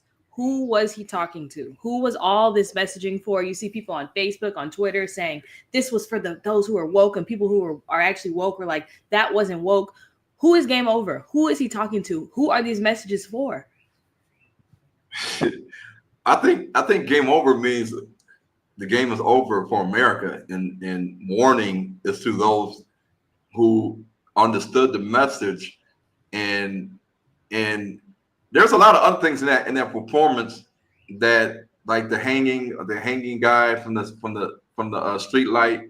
Yes, a terror card. The tarot, yeah. You know, man, this is ridiculous. Yeah, so, which tarot card is that? It was the one that I guess it signifies judgment or something like that. I don't know. Yeah, the Hanging Man tarot card. Yep. Yeah. Like they selected, they selected Kendrick for this very time and for this particular event, all of it together. And so it's like the messaging and everything else is almost like, do they want us to leave for the betterment of ourselves? Or do they want to say they told us and whoever didn't leave got to suffer? Are they talking to black people? Are they talking to white people? Like, honestly, that whole battle is symbolism as well. I want to say it started somewhere. October 7th, 2023 is, in my mind, when World War III quote started between Israel and Hamas. Remember, we were at Feast of Tabernacles and we saw the news and everything popped off. But Kendrick is a self-proclaimed Hebrew Israelite, from his damn album. Drake is Jewish. Even their battle is symbolic. Yes, it of Kendrick, the self-proclaimed Hebrew Israelite, beating the biggest artist in the world, who is Jewish himself. Right. It's like symbolism. Why would they let that happen though? Right. Yeah. As symbolism. Why would that be a symbol that they would promote? And the whole thing was, minor attracted persons, as like to say now, which we see a lot of that has been outed about the tunnels and stuff that was found, under Jewish churches in New York. It's symbolism in all of it. But right, go ahead, Ron. Okay, so in the movie, you see twice where she has the beach towel by Otto Irvin, the same guy that did Mr. Robot. Oh yeah, he like Bruno Mars. And it's all about living in a highly surveilled world, the erosion of privacy, and the struggles for autonomy and living a life independent and set apart from the beast system that is becoming almost impossible in America. And they even talk about the West Wing episode where there's a man that's in a bad predicament, in a bad emergency, because he waited too long for God to save him. And Rose tells her mother, Julia Roberts, that she feels like, just like the series, West Wing, that it's now time to act and to not wait until the last minute. And this goes to the people of America, that we see the danger coming and we're not taking precautions and hiding ourselves and preparing. Those that do not prepare and make a plan are what the Bible calls the simple and the foolish, and they go on and they suffer the consequences. Even though the Bible tells us to flee, to take flight, to pray that we are counted worthy to escape all the things that are coming upon the earth in the last days in Luke 21. It even says in Zechariah, save yourself from the daughter of Babylon. But Black Christians and Black Israelites, we don't take heed to the words of Yah, and we don't pay attention to reality. And Mahala tells Rose, you're like that kid in Donnie Darko that's always looking into the forest and the wilderness because you are having premonitions of an impending disaster. And Donnie Darko was told that the world would end in 28 days, 6 hours, 42 minutes, and 12 seconds. This is Donnie Darko. And Mahala, the Black girl, tells and describes Rose as you're like Donnie Darko. And the little white girl is seeing all the deer, she's seeing all the signs, and she's like trying to figure things out. And nobody else is really paying attention. She's the one that's kind of concerned. And notice how with the cyber attack, you see it all throughout the United States, but you see it really hard in New York City. Like New York City is like almost all red, and then the state below it, I don't know what state that is below it. And you see California's got a lot of red going on, but New York City has a lot of red going on. It just seems like the whole state is red. Ron, did you peep the QR code? They I seen that. I just don't know what it links to. What is that? What does it link to? It's like an abandoned amusement park. I'm forgetting. Oh yeah. The Native American Indian Shawnee Park. Yeah. The Native. Oh, okay. It's an amusement park that was built on like a Native American burial ground, like they were massacred or something like that. Yeah, if y'all didn't know, in that scene he just showed with the diagram of the power outages in America, there's a QR code they flash very quickly in that scene, and if you paused it and you took a picture of the QR code, it would take you to the side of an abandoned amusement park that he just revealed is buried on native a burial ground. And y'all know we do believe that some of the natives would be descendants of Hebrews as well, certain of them. So we want to grab comments. There's no questions, it's just comments. No, he's still going. Okay. Yeah. Okay. So in the basement above the bed that they're sleeping in, there's a map of all the violence in America. And I think this is a warning that violence is going to continue in America when society collapses. And the people that made the map, or at least at the top, it says the American map is made by American people at Attica Prison in New York. The inmates in New York in Attica Prison, they were upset about the cramping of the cells, bad food, inadequate medical care, minimal recreation, lack of employment training, and they took some people hostage and they rebelled over the living conditions and the demands for political rights. And 42 blacks got killed and massacred during this riot and hostage situation. And the map just shows you all the violence, Native American Indian violence, war, Negro violence, lynchings, all that stuff. It's all there. So why anybody would have in their bedroom a map of violence all throughout the United States? Usually your bedroom is a place of peace and serenity to wind down. You don't want to have a map of all the violence in America right above your head. Right. But they showed us the map and they actually zoomed in on the map so you can see it. They zoomed in from upside down. They zoomed in on the map and scroll with it upside down. And you had to pause it. I had to pause it and turn my computer upside down to read the map and to understand what it is. So again, they show you this thing for a reason, which you have to do your research and see why they did that. And we know that the neo-Nazis are increasing in America. Black people are arming up. They're doing their own watch guard so that they can make sure that the neo-Nazis don't mess up in their community and do things. This happened in Ohio last month. The neo-Nazis were marching in the residents of Lincoln Heights, Ohio. They had to guard their streets with rifles and guns, and they had to wear little ski masks. Oh, so wow. people are on edge in certain states in America because the neo-Nazis are rising up. Mm-hmm. Yeah. And we had Elon do the Nazi, thing. Oh, yeah, of course. So they give him salutes. Uh-huh. They have some women that were naked and they were doing the same Nazi salute just like yesterday. Yeah, I saw that video. It was very disturbing. I didn't even see that. Okay. Yeah, so this is the racial conflict between blacks and whites that they're pushing for. Then in the movie, along the highway, you see all this road, but then you see a little sign. You see a little sign on the road that says fresh eggs, $5. I'm like, wait a minute. I was like, who is driving on the highway? Like, let's say you're driving from Michigan to West Virginia, and you're driving on the highway through Ohio, and you just see a little sign that says fresh eggs, $5.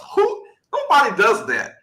Nobody has a little sign, a little itty bitty sign that says fresh eggs, $5. Like, don't even tell you exit 53, Dalton Farms. Doesn't even say that. It just says fresh eggs, $5. And I'm like, wait a minute, this is crazy. So then I look at the prices of eggs in America when I was there like a month or two ago, and I've seen eggs like $8, $9. Yes. You want 30 eggs, $19, $20, $15. And I have to ask myself, why are the eggs going up? I mean, is there a shortage on chickens?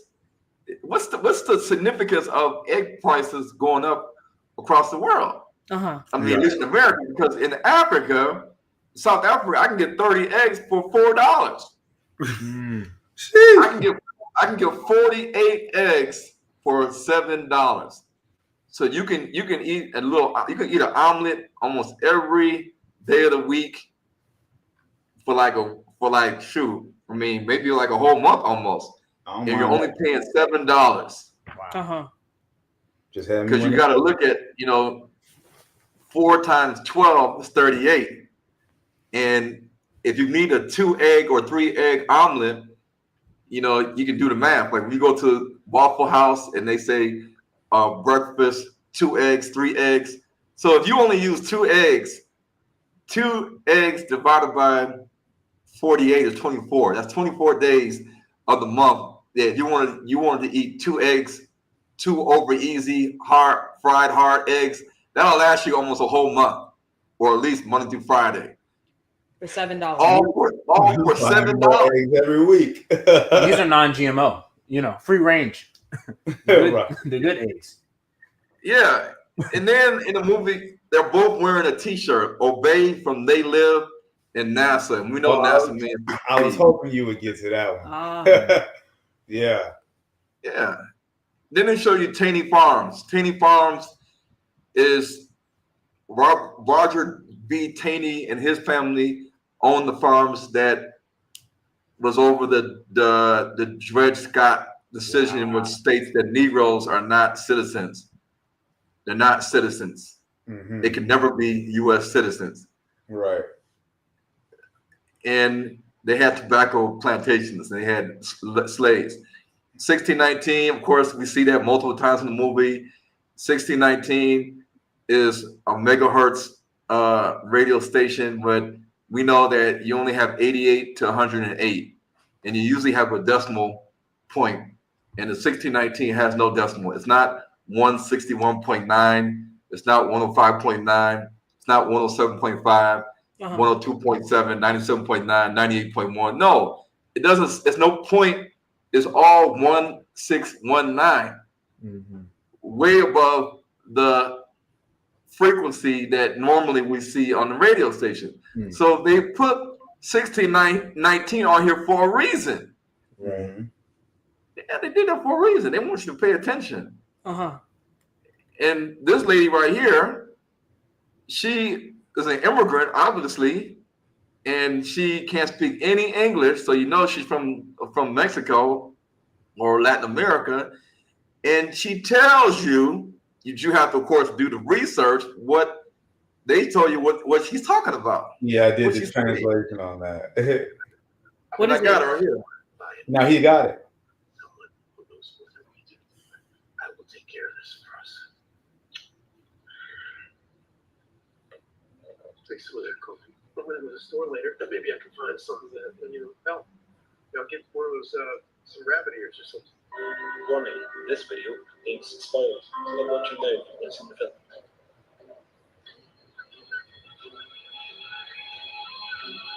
Por favor, pare, señor.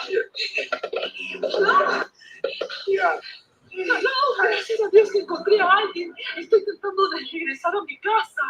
Me he desviado. Hace rato que estoy caminando. I don't understand what you're saying. I don't speak Spanish. I don't know where I am. I'm trying to get to town. Necesito usar su teléfono. El mío está muerto. I don't have any service either. Usted es la primera persona que he visto en todo el día. Tenemos que salir de aquí. Acabo de ver un avión que estaba rociando un gas rojo en los alrededores. Pero que unos venados, más de 50, saliendo del bosque. Por favor, necesito regresar a mi casa, señor. Me pareció que militar salió huyendo. No hay nadie por aquí. Será un ataque químico. Por favor, no me deje aquí, señor. Tengo miedo de la persona.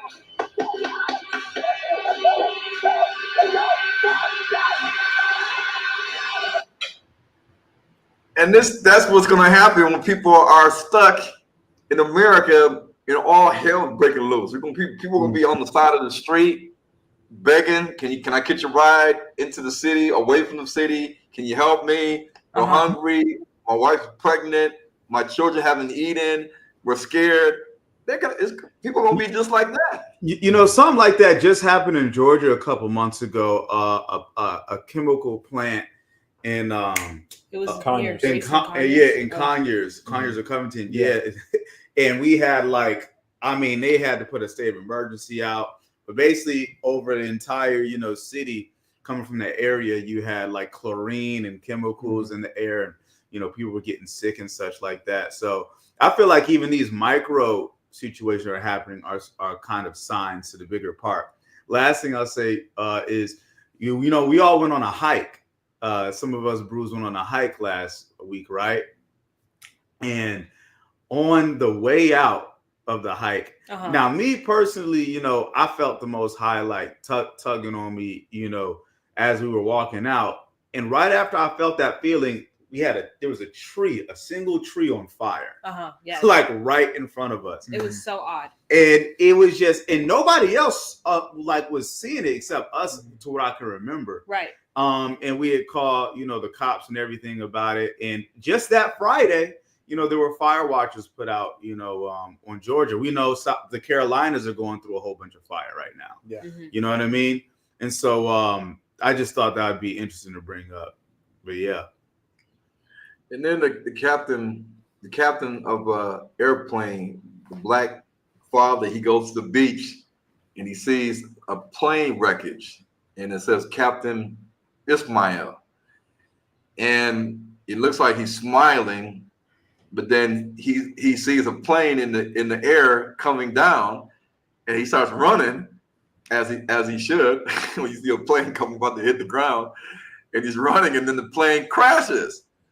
And we see in the last 3 months, there's been 94 to over 100 plane aviation incidences, accidents. Some of them have been fatal. Yes. We're seeing this now. What do you think is causing that though with the planes? Because again, this is a kind of a new phenomenon, a very current issue.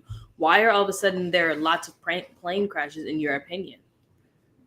Well, they're blaming it. I think Elon blamed it on the tower control and what they're using. They need to use Starlink. They need to have a upgrade in their system. Donald Trump said it was because of the minorities that that was being hired in the airports and traffic control that need to be replaced, that they're incompetent and all this other stuff. But airplanes use sonar, radar, satellites, GPS. They use all these things to not crash into each other, especially when you're flying over the Atlantic Ocean. You have to use satellites and other ways to know who's flying around you, so you don't crash into somebody and then land into the ocean.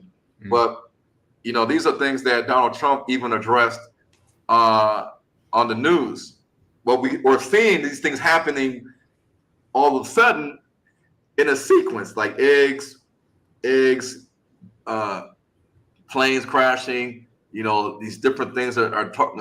Iran is talking about they're going to attack America, or America's going to get her justice, and so there's a lot of things happening that we're seeing over the last 2 years since the movie came out.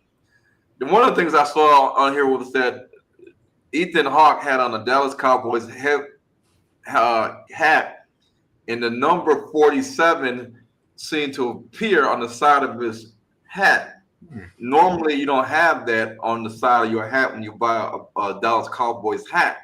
So somebody wrote that on there, and on the side of his Dallas Cowboys hat. Donald Trump is the 47th president of the United States of America. Donald Trump does have a strong history with the Dallas Cowboys. The Dallas Cowboys is America's team. Mm-hmm. And even the person the guy represented, even the character he represented, you could probably assume he might be a Trump supporter. Of course. He would, of course, all day long. And you see that aside from Elon Musk, nobody donated more money to Donald Trump than Jerry Jones. Jerry Jones, he's not next to Donald Trump like Elon Musk is, but he did donate $200 million. So they have a good relationship, a friendship. Do you think that they don't know each other very well? You think that they don't talk to each other? You think that they don't work together and help each other? No, Donald Trump is tied some way, somehow, whether we may know it or not, to the Dallas Cowboys and Jerry Jones. Why else would he donate that much money? Right.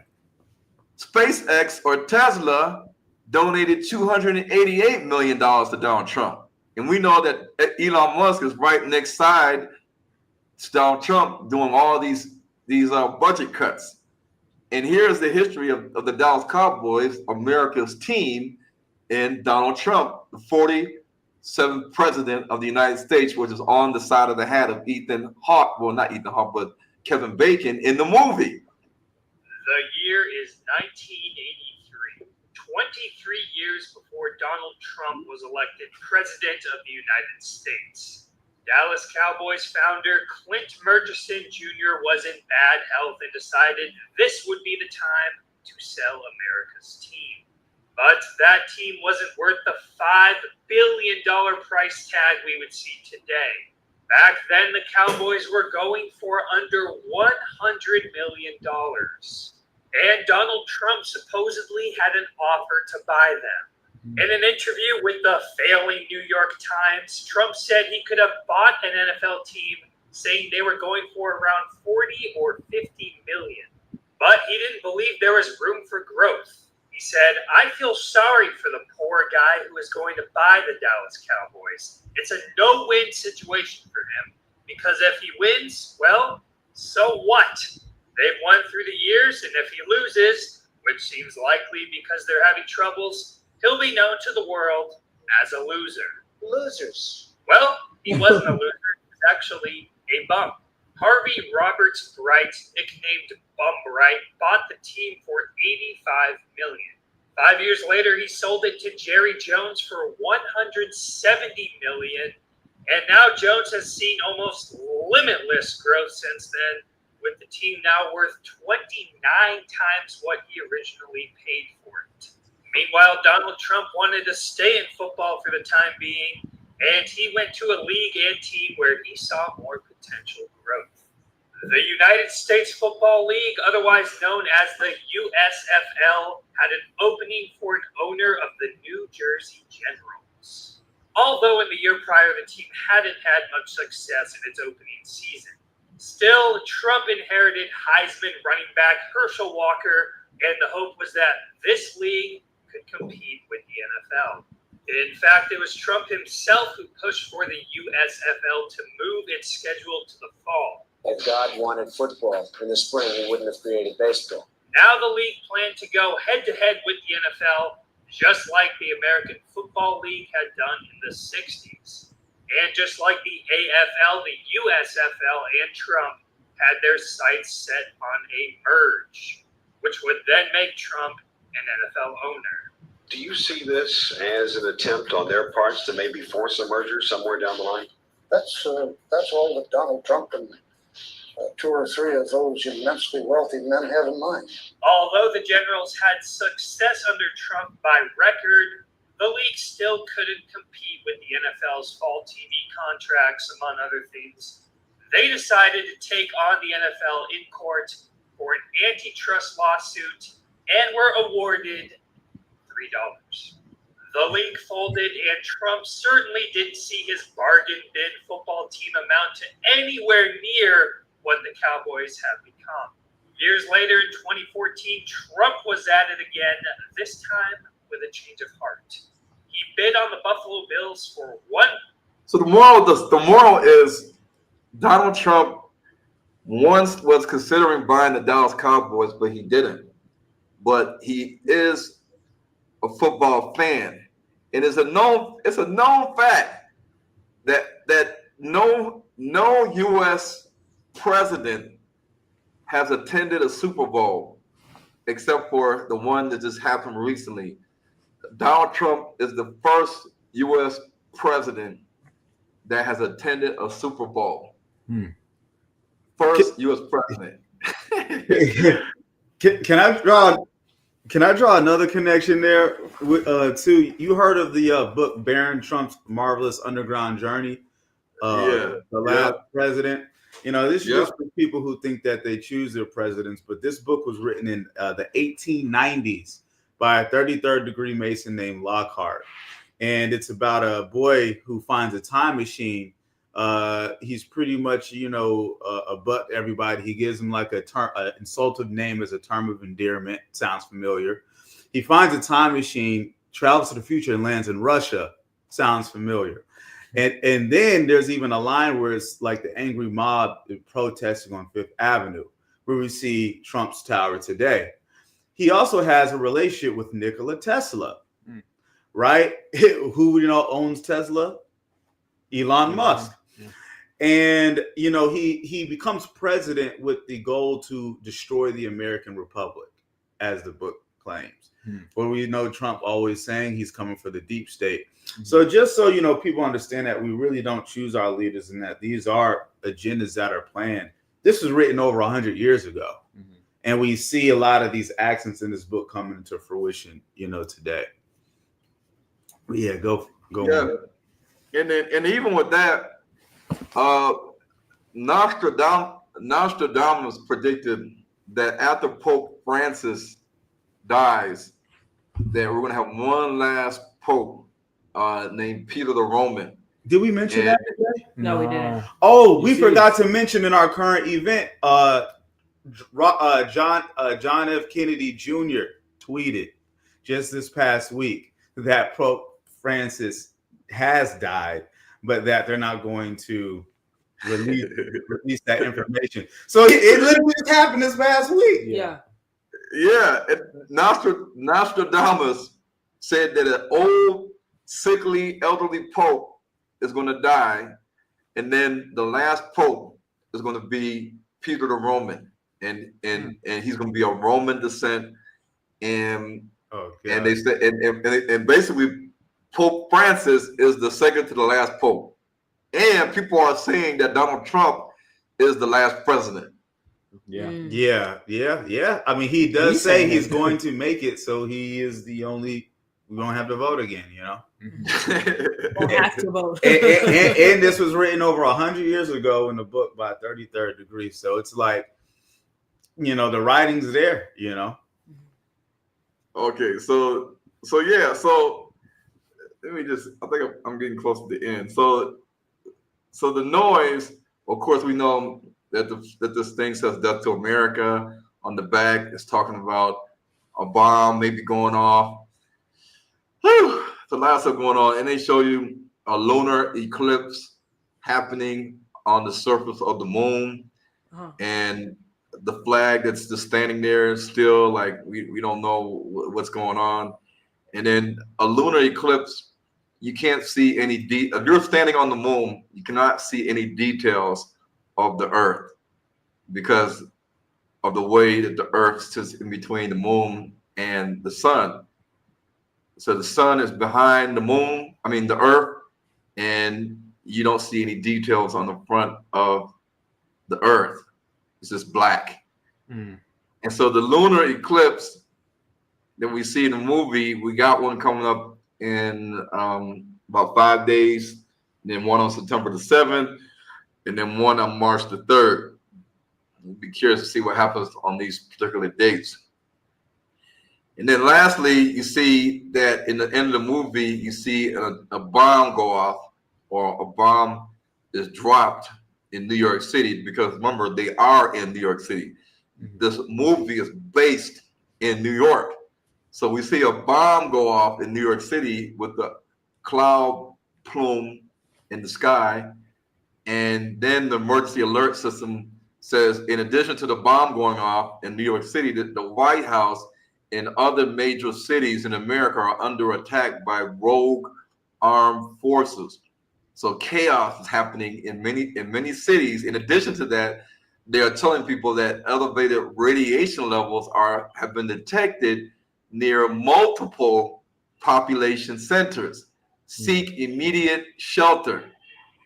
And then a couple years ago, I think 2 years ago, the New York State Department, I remember that, issues a PSA nuclear war warning on how to survive a nuclear attack. And the mayor of New York City, Eric Adams, he approved of the video and allowed it to be shown to all these New Yorkers. And here's the video. This is a real video that's showed in New York City. Oh, no, I wouldn't do it. Nope. I'm not doing it. So there's been a nuclear attack. Don't ask me how or why. Just know that the big one has hit, okay? So what do? There are 3 important steps that I want you to remember. Step 1, get inside fast. You, your friends, your family, get inside. And no, staying in the car is not an option. You need to get into a building and move away from the windows. Step 2, stay inside. Shut all doors and windows. Have a basement? Head there. If you don't have one, get as far into the middle of the building as possible.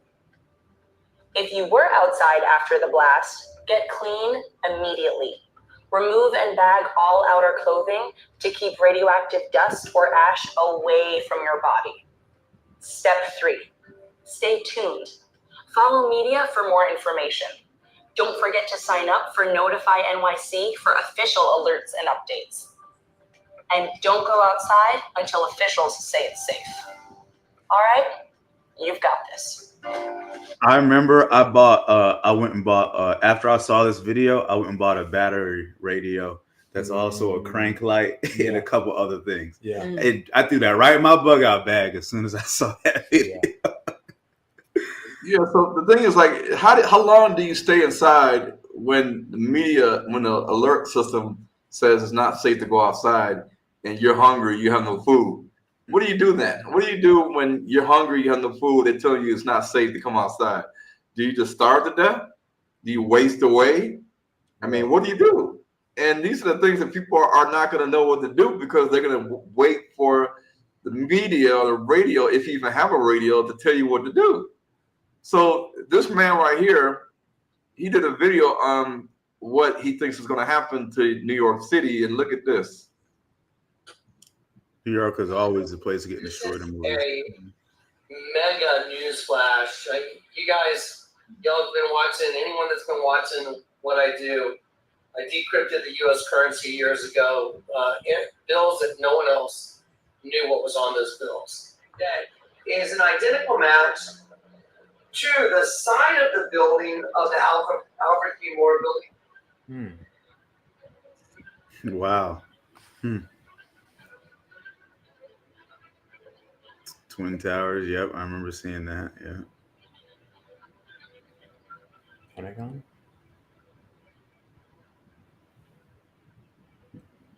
Yep. Where's that one? Pentagon. I'm going to show you the old $10 bill, or the latest $10 bill. There it is. That's a tidal wave coming over a building with a radioactive sky. The sky is radioactive. There's a nuke in the background. This is tidal wave. This is a building right here. And when I move my hand, you will see this building's reflection in the water. There it is. This is the water right here. Okay, that's the $10 bill. The $100 bill has come out, the new $100 bill. This is urgent, viral, get it out. It's coming, I guarantee it. The prophetic utterance the Lord gave me in 2007, it is, many of those things have already happened. This is the end of it. Get ready. Thus saith the Lord of hosts, behold, the hand of the oppressor is lifted against you. And out of the sea shall come fire and smoke and a devouring wind. Water as high as the walls of Jerusalem shall cover the city by the sea. Great shall be the destruction of that city. Here is the new $100 bill. The 10 has been turned upside down. Anyone that watches my ministry should know what that means. Here come contrails of missiles right here. There's a contrail of missile coming in, exploding.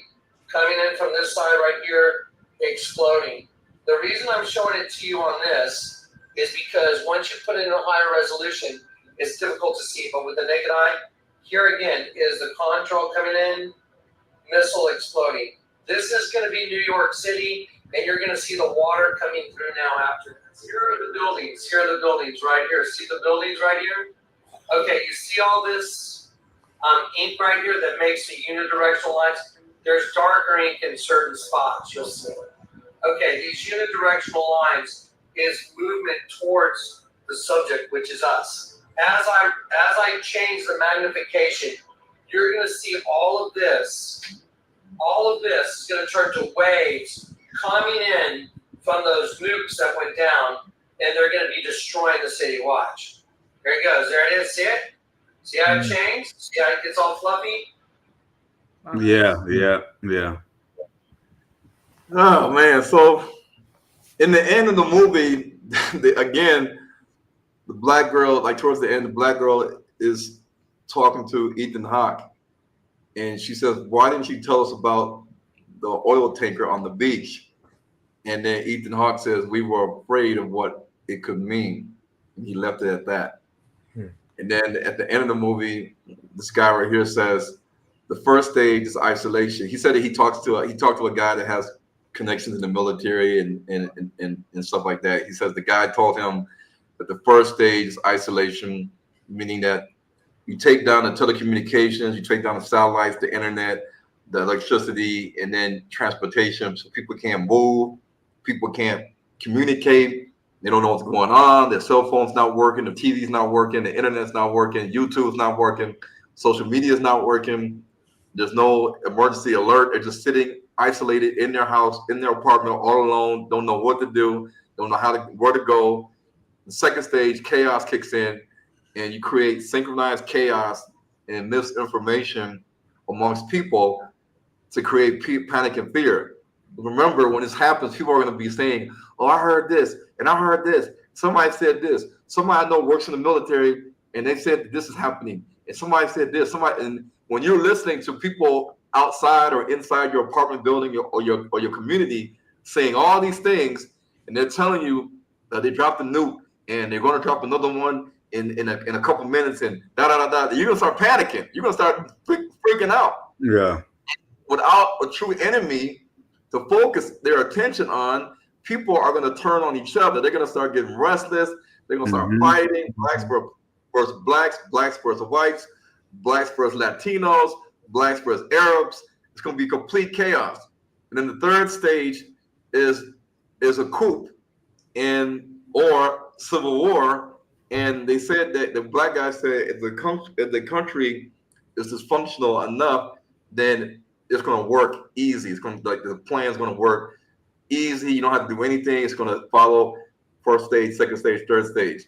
And this is exactly what the Hegelian dialectic methodology is, that you centralize all power by manufacturing a scenario or an event or a terrorist attack on America.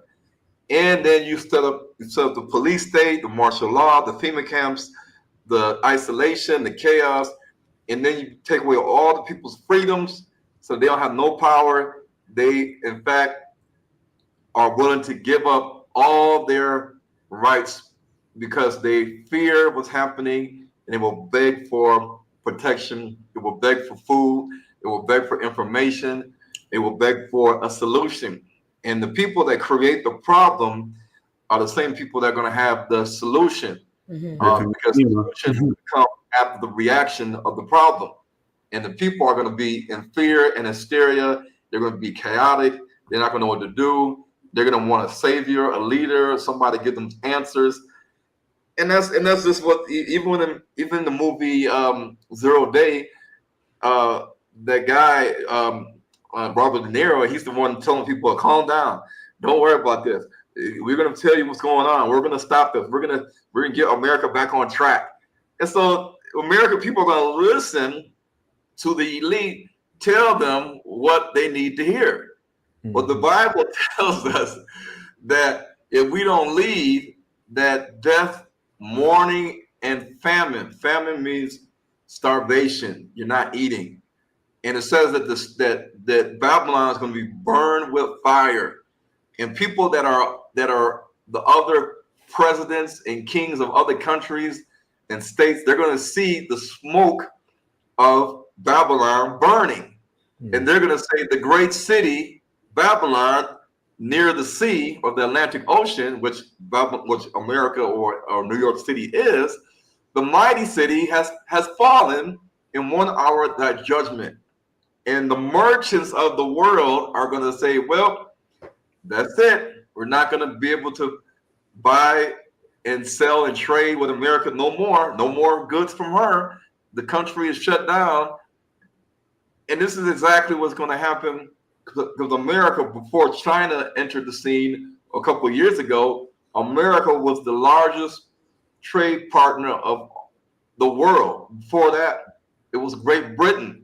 So Great Britain got replaced by the United States as the world's factory.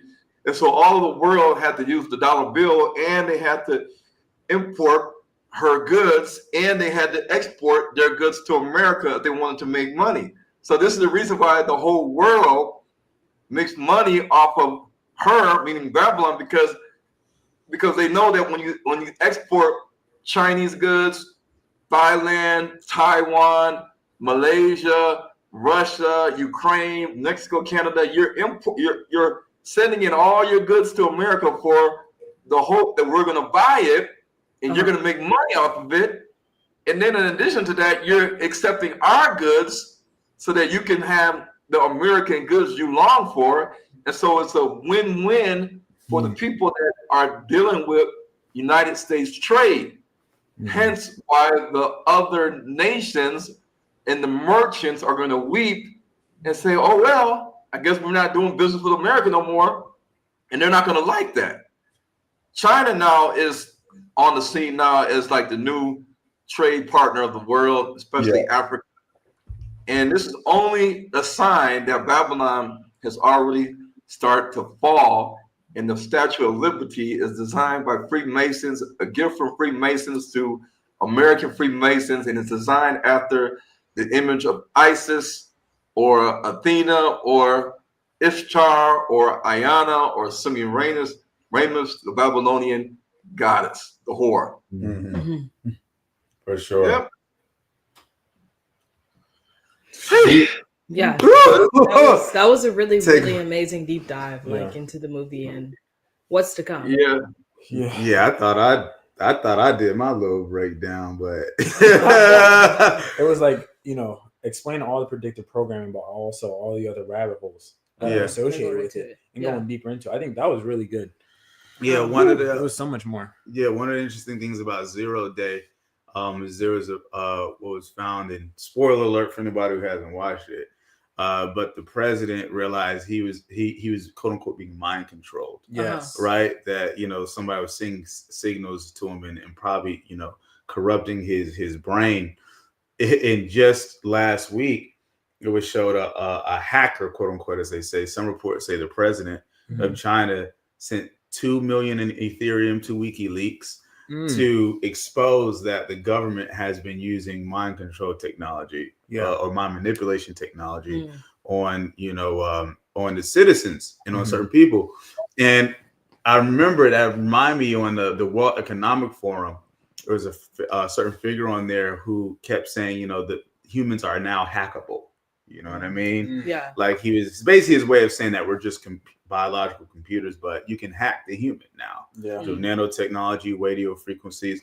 I even know people in the military who said that this technology exists. No, I believe that. So I've heard of them having heart attack guns and stuff like that too. So okay, let's move into our what's up? I got like three or four slides talking about Canaan real quick. I wanted to share. So this is an African pygmy, and they live in like the Central African Republic. They live in Uganda, Cameroon, Gabon, the Congo, Rwanda, Burundi, Zambia, Malawi, and so they are another black race.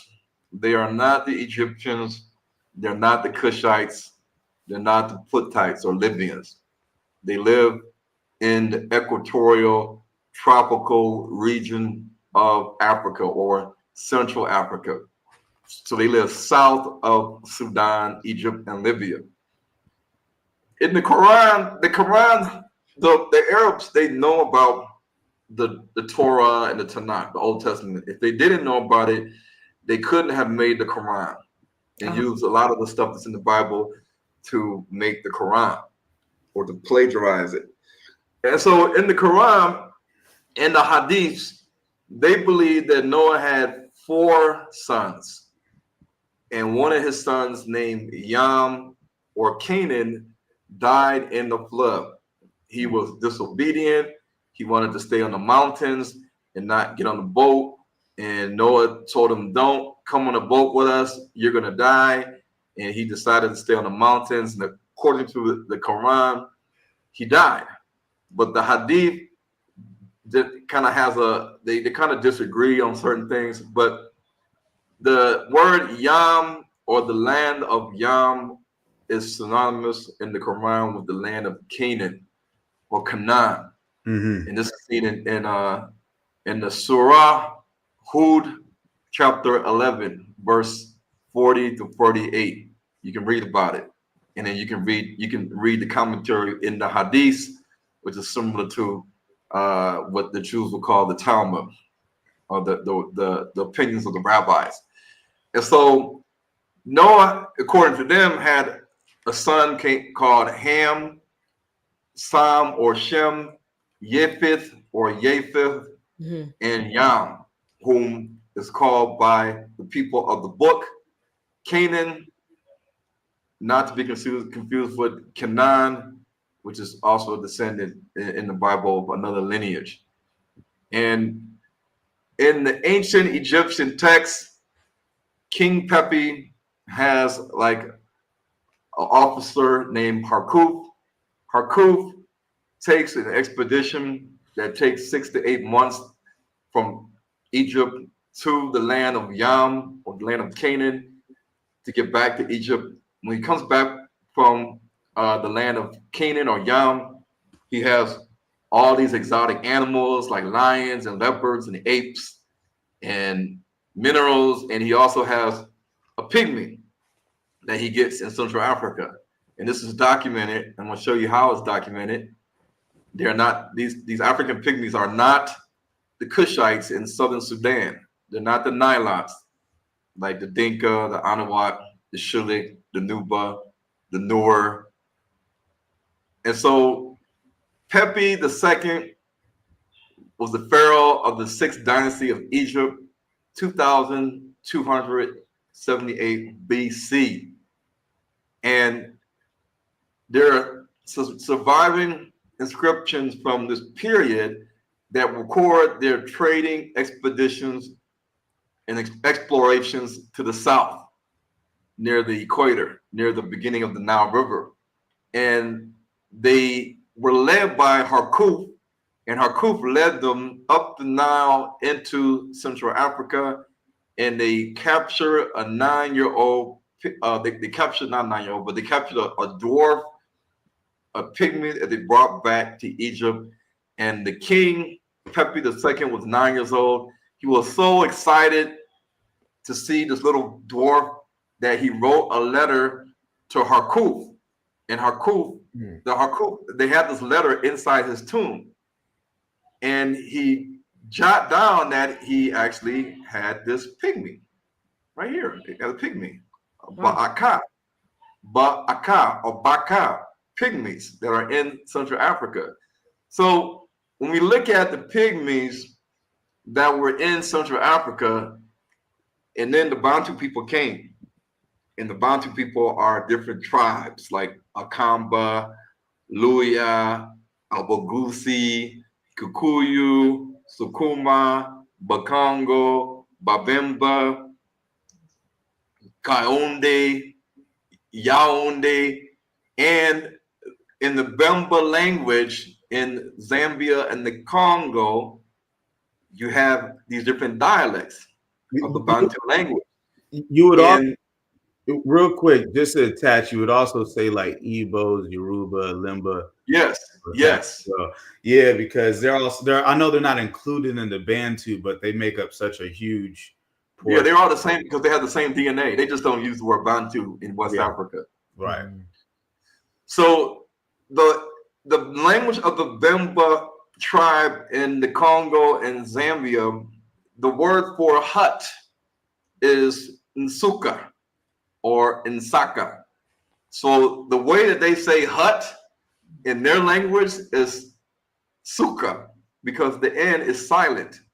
The N is silent, so they say Suka or Nsaka. In the Hebrew Strong's 5521, the word Suka means a hut, a booth. The same as the language in the Congo, Bemba, when they talk about a hut, they say Suka. Bemba, right here, they live in the Congo and Zambia. And when you look at the hut that the Bantu people live in, it's the same in East Africa, Central Africa, South Africa, West Africa. And the covering of the hut can be either palm leaves or bamboo sticks or pine branches. This is what they use to cover the roof of these huts. Like you have these thatched roofs. And in people that have Israelite descent, they're still making these huts today with either palm leaves or bamboo roots. Interesting. And the bamboo that we see that are made of the roofs of many of these houses in Africa and in the Pacific Islands, and even the palm leaves, one thing we have to understand is that the bamboo is native to Africa and the Pacific Islands. It is not native to Israel. So when the Israelites were using bamboo or palm leaves on the roof of their sukkah or their huts, like Sukkot, they were in the wilderness, and they continued to use this practice even to this day when making their houses. And this is something that we don't typically see, that the Ashkenazis and the Sephardic Jews are still practicing their way of building houses to this day. Actually, I actually got the privilege to see some of those when I first went to Kenya. One place I told you I was trying to get y'all to see was called Bomas of Kenya, but they have a setup of all the major tribes in their huts, and you can literally see how the Bantu tribes, their huts were different from the other tribes, and their huts were usually built much stronger as well. You know, with the grandmother sitting right next to the gate because she was always up, and then so yeah, it's dope seeing that. And then lastly, the Bible says that the promised land is going to be a good land, a land of streams of water, springs, fountains, and what the Bible calls torrents or waterfalls, or a gushing, fast-flowing water that reaches a narrow point and then it drops down to a lower elevation, like a rapids that leads into a waterfall. And then this water then flows into a valley or a plain in the mountainous region. And when you look at the waterfalls and the rapids and the lakes and the streams in Central Africa, you will see all the waterfalls, all the rapids, all the large lakes and streams and rivers flowing into the valleys of the African Great Lakes Valley region. And you can look at Murchison Falls in Uganda, and you can see all of this with your own eyes, because sub-Saharan Africa is a land that's well watered, not like modern day Israel. And this proves that all these rivers that are flowing throughout Africa, some of them are emptying into the Atlantic Ocean. This is how people are able to ride their boats into the interiors of Africa to do trade with the locals, and then ride out and then get to the coastline where they can get on a bigger boat and then take these goods to other countries, like the Europeans used to do with slaves and ivory tusk and minerals. So this goes to show you that even in the earlier times, when there was no country called Ethiopia, that the land known as Abyssinia, or the land of the Habesha people, was distinct from the land or area known as the Ethiopians or Ethiopia. And as Brandon said earlier, Ethiopia was near the equatorial line. And according to the Greeks, anything below the equatorial line was kind of like an unexplored region until the Greeks and the Romans have figured out that there were all these mountains here and civilizations. And in that map that you talked about, it says Idumea, whatever it calls, it's in Latin or whatever, and it means the land of the Jews. The land of the Jews, and that name is smack dab right in like the Central African, South African region, because they know that this is the land of the Israelites. Yeah, they knew this. Yeah, and the Greeks knew, because they explored the Nile River all the way to the beginnings, that they already look. The Romans and the Greeks they knew about Tanzania, they knew about Uganda, they knew about current day Congo, because they explored it through the Nile. And they described when they went down to the source of the Nile, they saw all these mountains that had snow on the top, like Mount Kilimanjaro, Mount Kenya, Mount Nzori. They said all these large lakes, all these rivers, and they called these rockscapes or mountains the mountains of the moon, because when at nighttime, they said the moon seems to appear right above the mountains, because the mountains are so high. And even though this is not the map that Brandon was talking about, they understood the mountains of the moon, because it says Mane Luna. Mane Luna means mountains of the moon. And below this map, you see other mountain ranges. You see elephants, and you see these white people. It looks like I don't know if they're kings or not. But look at all the lettering on the side of Africa. Look at all the lettering, all the names and the lettering along the coast of Africa, from the west coast to the east coast. The reason why it's there because they have boats that could explore all the coastline of Africa. And then what do? They park their boat, they dock their boat on the coast of Africa, and then they travel inland. So don't think that the Romans and the Greeks prior to Christ, that they didn't explore Africa. They just don't want you to know that they had obtained this language, obtained this knowledge about Africa from the Egyptians and their prior explorations into Africa. So when the Romans and the Greeks came into Africa, they followed the maps and the knowledge of what the Egyptians knew when they ventured into the interiors of Africa. So when we look at the Bible and say, okay, was Christ, did he live in Central Africa? Did he live, was he crucified in the Middle East?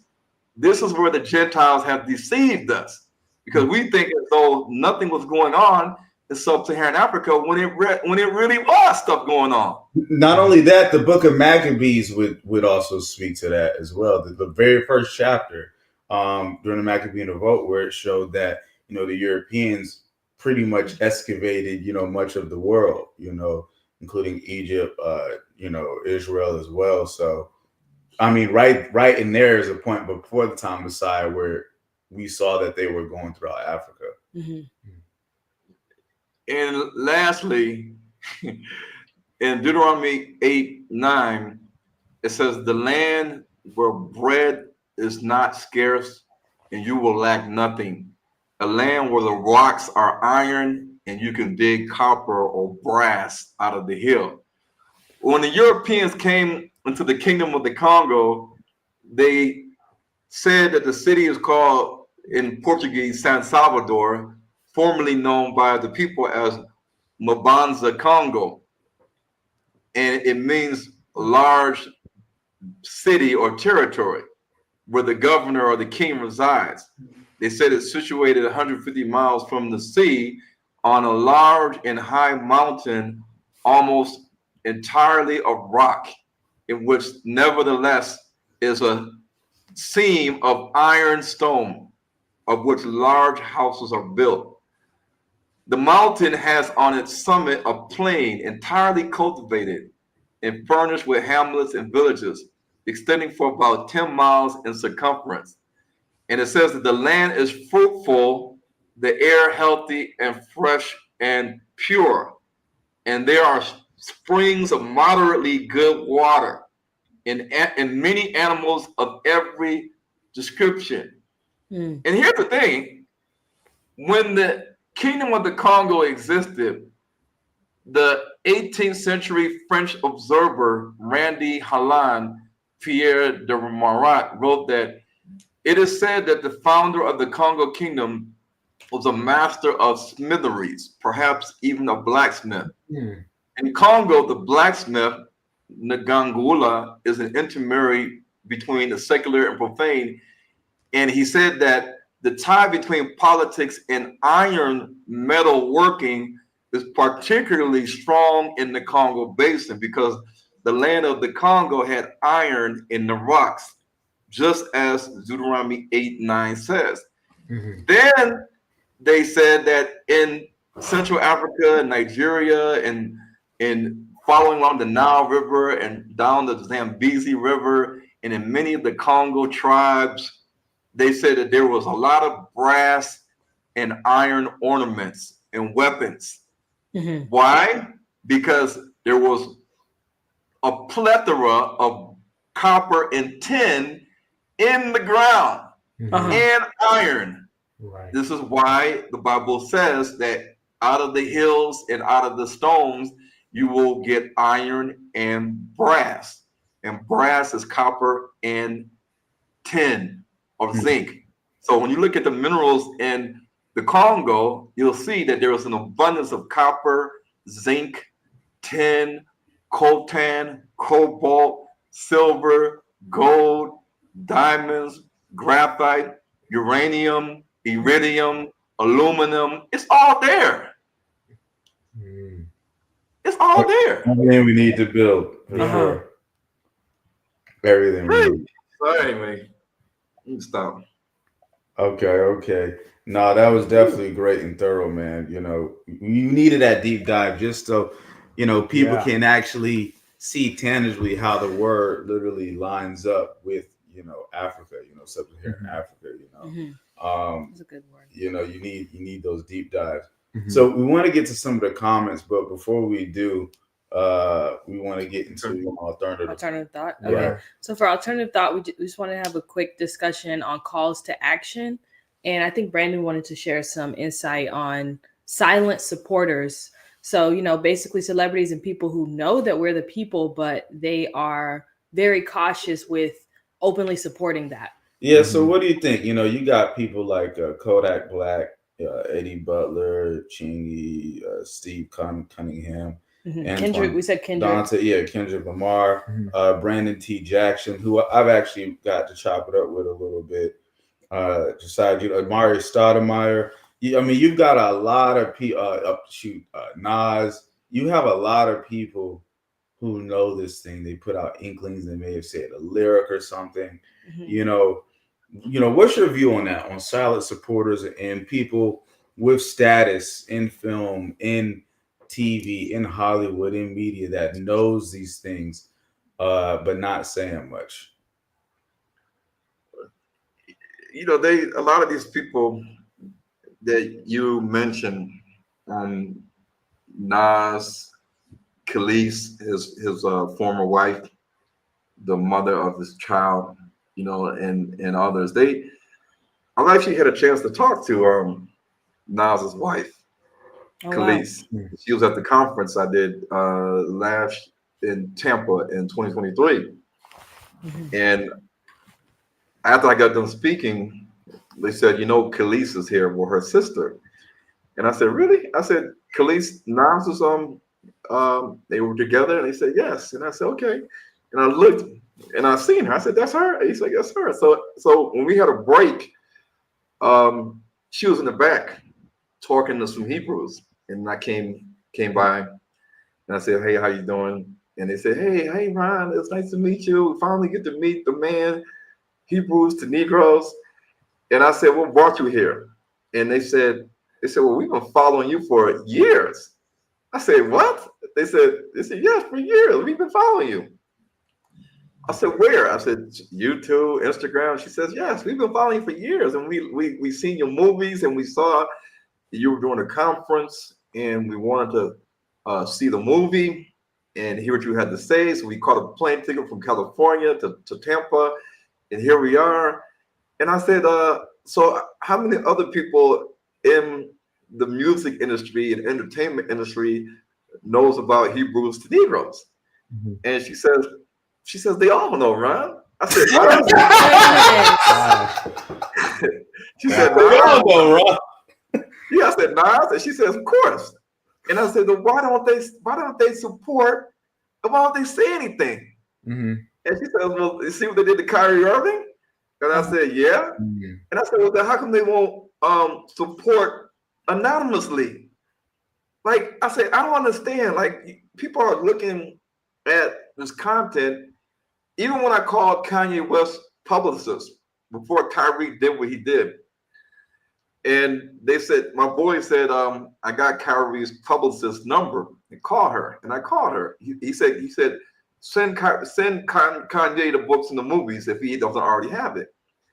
And I said, okay. I called her, and she says hello. And I said, hi, are you Kanye's publicist? And she says, yes. And she says, I'm about to go into a meeting right now. What is it you want? Who are you? And I said, my name is Ron Dalton. And she says, oh, we already know who you are. And I said, really? And she says, yes. And she says, Kanye already has your books and your movies. Oh, wow. And I said, I was calling to see if you wanted me to send it to him. And she said, no, he already has your books and movies. Is there anything else you want me to relay to Kanye as a message before I go into this meeting? And I told her some things, and she said, text it to me, and I'll make sure that Kanye sees it. So a lot of these celebrities, Amari, Brandon T. Jackson, what's that guy's name on Wildin' Out? What's that guy's name? Not Nick Cannon, the other guy, the comedian. Forgot his name. Oh, DC Young Fly. Yeah. DC Young Oh Fly. yeah, DC for sure. Yeah, you know, like Anthony Joshua too. Anthony Joshua, the UK boxing champ that beat the Klitschko brothers, the Russians. You know, even these guys. Like back in the day, I used to see Prodigy and the guy Willie D, Outkasts. A lot of these guys would be on my Instagram page, commenting, liking, talking, Rizza Islam, Shaka Bars, and people used to DM me, and I said, "Listen, I'm getting tired of you guys DMing me and asking me a million questions. But then you guys don't want to talk about the movie, the book. You want me to send you the movie and the book, but then you read it, you're like, man, this book is waking me up. Oh man, this is great. But then you never talk about it on your feeds, right? And I used to get upset to the point I blocked a lot of some of them. I said, man, I don't want to hear no more of this stuff, man. I said, you guys are secretly getting my books and movies. You're reading it, you're watching it. You're telling me I can't wait for the next movie to drop. I'm gonna look out for it when it drops. And I'm gonna read it. I'm gonna watch it. And they don't. And then they don't. I don't know. They don't do any silent promotion, any silent support. And I don't understand these things. I do not understand it. Even Kyrie, people say, well, did Kyrie contact you? Did his agents reach out to you? Did anybody in Kyrie's camp or corner, did they actually speak to you? Like, did Kyrie or Kanye speak to you to get any more knowledge or information or direction? And I said, no, they did not. I said, I did text them and DM them and tried to contact them, as well as Candace Owens and others, Mark Lamont Hill and Joe Budden and Drink Champs, Vlad TV. You know, when you see Mark Lamont Hill in the same room with Jim Jones and Joe Budden, and they're talking about 50 cents, and they're talking about Cameron, and they're all sitting together talking about fraternities and the Bloods and the Crips. All these guys, they know. Like even Charleston White talked about Hebrews to Negroes when it came out. Yeah, he mentioned it and talked about it, and he gave his own twisted, explanation among Negroes and Hebrews, and even Shay, even Skip Bayless and Shannon, whatever his name is, the black guy. Shannon Sharp. Yeah. Shannon Sharp. I've actually, I'm friends with his son, Winton Sharp, and we've actually talked a little bit. So when the movie came out, I mean, when Kyrie did that, Skip Bayless was sitting there like, movie based on a book, 2019-18, anti-Semitic, the Jews are not the black people are the real Jews, and Shannon Sharp just sat there like this. He didn't say not one word. Yeah. And Skip Bayless, the white other commenter was just drilling the book, like let's find out who were the descendants of Abraham, Isaac, and Jacob in this book or movie packed with tons of research. And Shannon Sharp sat there, right in front of him, because they had a show together. They had a show, and he didn't say anything. And now that Shannon Sharp has his show, Candace Owens has her show. She shouted you out. Yeah, I know. But see, they may shout me out or the movie, but they never say the validity. Let's invite this guy onto the show. The same thing we talk about with Captain Tazariak and Bishop Nathaniel, Gorilla Hebrew. These guys will be on all the platforms. They will even use, when the time is right, Hebrews to Negroes in the title when it's relevant.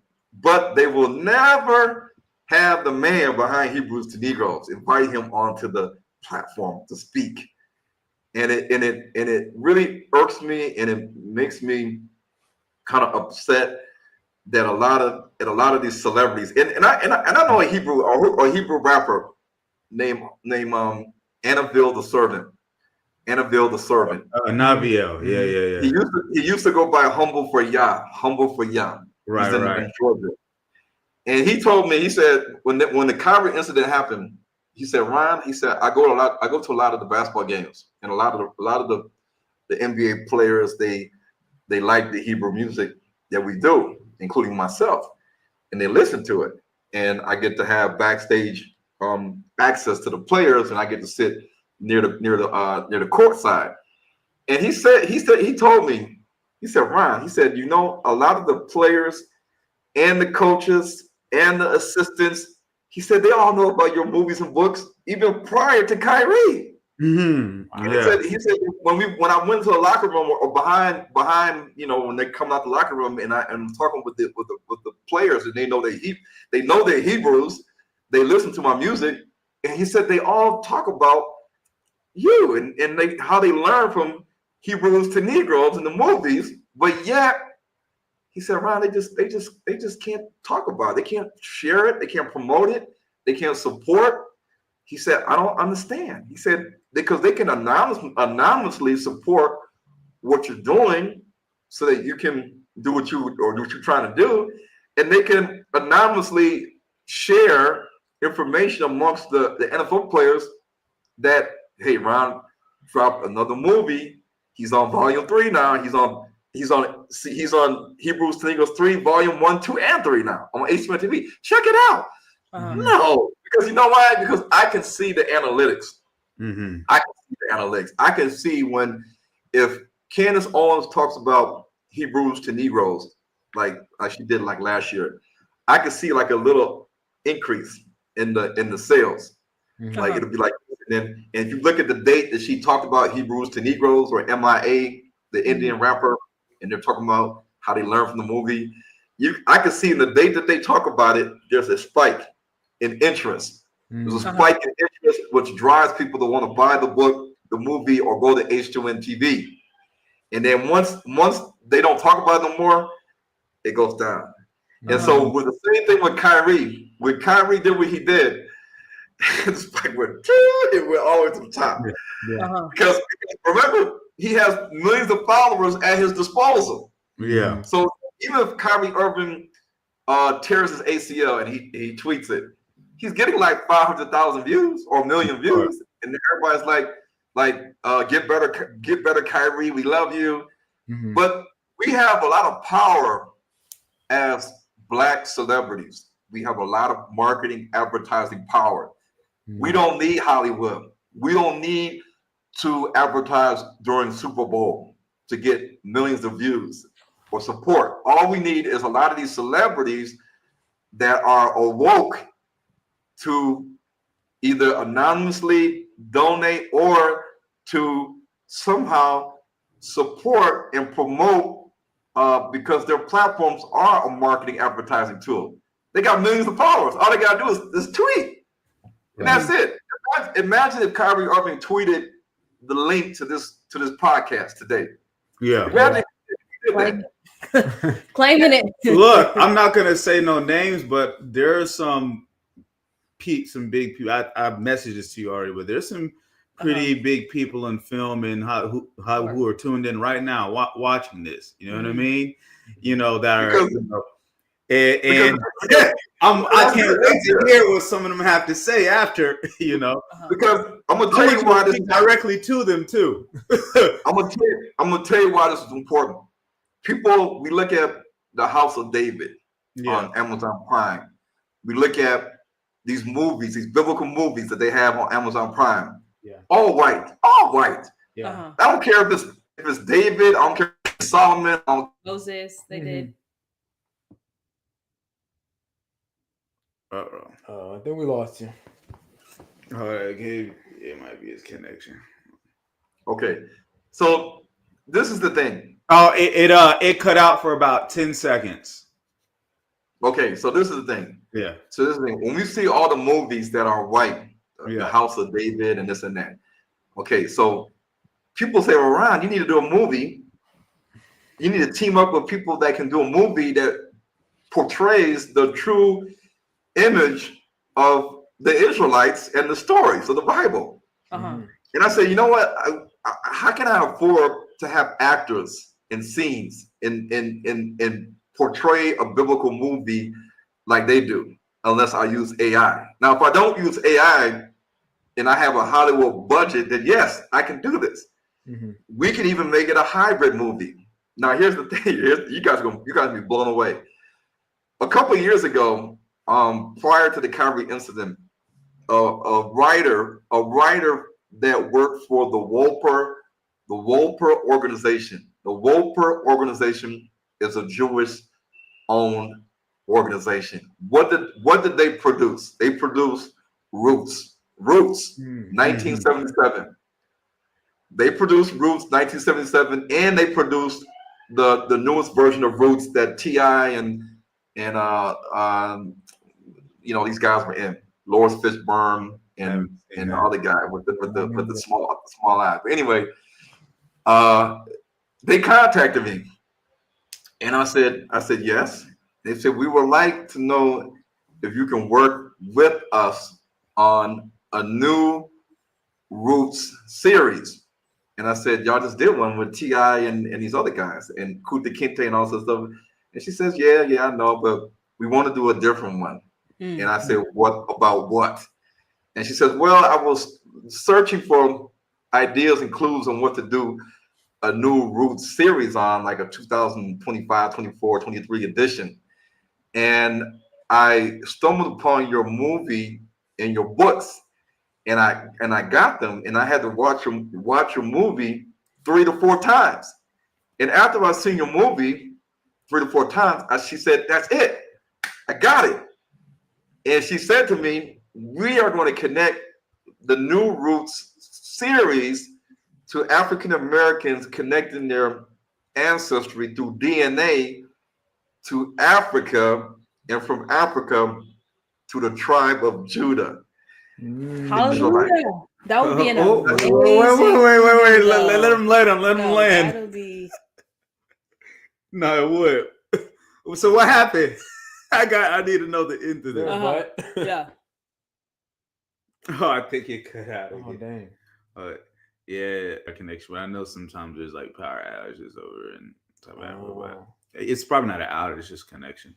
Yeah. All right. So I don't know where y'all left off at. The last thing I heard you say is you said that they're gonna connect their DNA to Africa to the tribe of Judah. Then it cut out. Yes, the Israelites, and they said that they wanted to do a hybrid movie. And I said, "What's that?" Because I didn't know at the time what that was. And she explained to me what a hybrid movie is. And I said, "Okay, so what do you need me for?" And she said, "Well, you're the brains behind this, and you can help us write the script so that it's factual and it makes sense and it's live in reality." And I said, "Okay, so is my name going to be in the credits, and y'all going to include me or use me as like a shadow writer or a shadow contributor, so that nobody knows it's me?" And I said, because that's not going to fly. I said, if you're going to use me, then I need to be, my name needs to be on there as a certain title of how I contributed to this series. And she said, "Oh, okay, yeah, no problem. And I said, and I'm not doing it for free. Yeah. And she said, "Oh, no, we understand." And I said, "Okay, I don't want you to understand. I'm not doing it for free. You're not going to get all this information for free." And she says, "Okay, I'm gonna talk back to the production people and see what they're gonna say." And I said, "Do you understand who I am and the Wolper organization, who owns them? And are they gonna have a problem with this because it's Jewish owned?" And she says, "Yeah, I don't know that, but these guys are trying to make money. It's about money." And I said that if you reveal too much truth in this Roots series that you're trying to do, you're already seeing the tribe of Judah and DNA, African Americans. You know what you're saying now. You're saying that we are the Israelites, and you're tying us back to Africa with DNA tests. And this is modern day time now. We're not talking about Kuta Kinte and all this stuff. Now it's DNA test, African American. I'm connected to the Igbo, the Kikuyu, the Akan, or whatever, Bakongo, and now we're going to trace that back to the ancient Israel. That's a big step that you're talking about this organization doing, because all the other Root series is based on our connection and roots to slavery. That's it. And she says, yeah, Ron, but let's see what happens.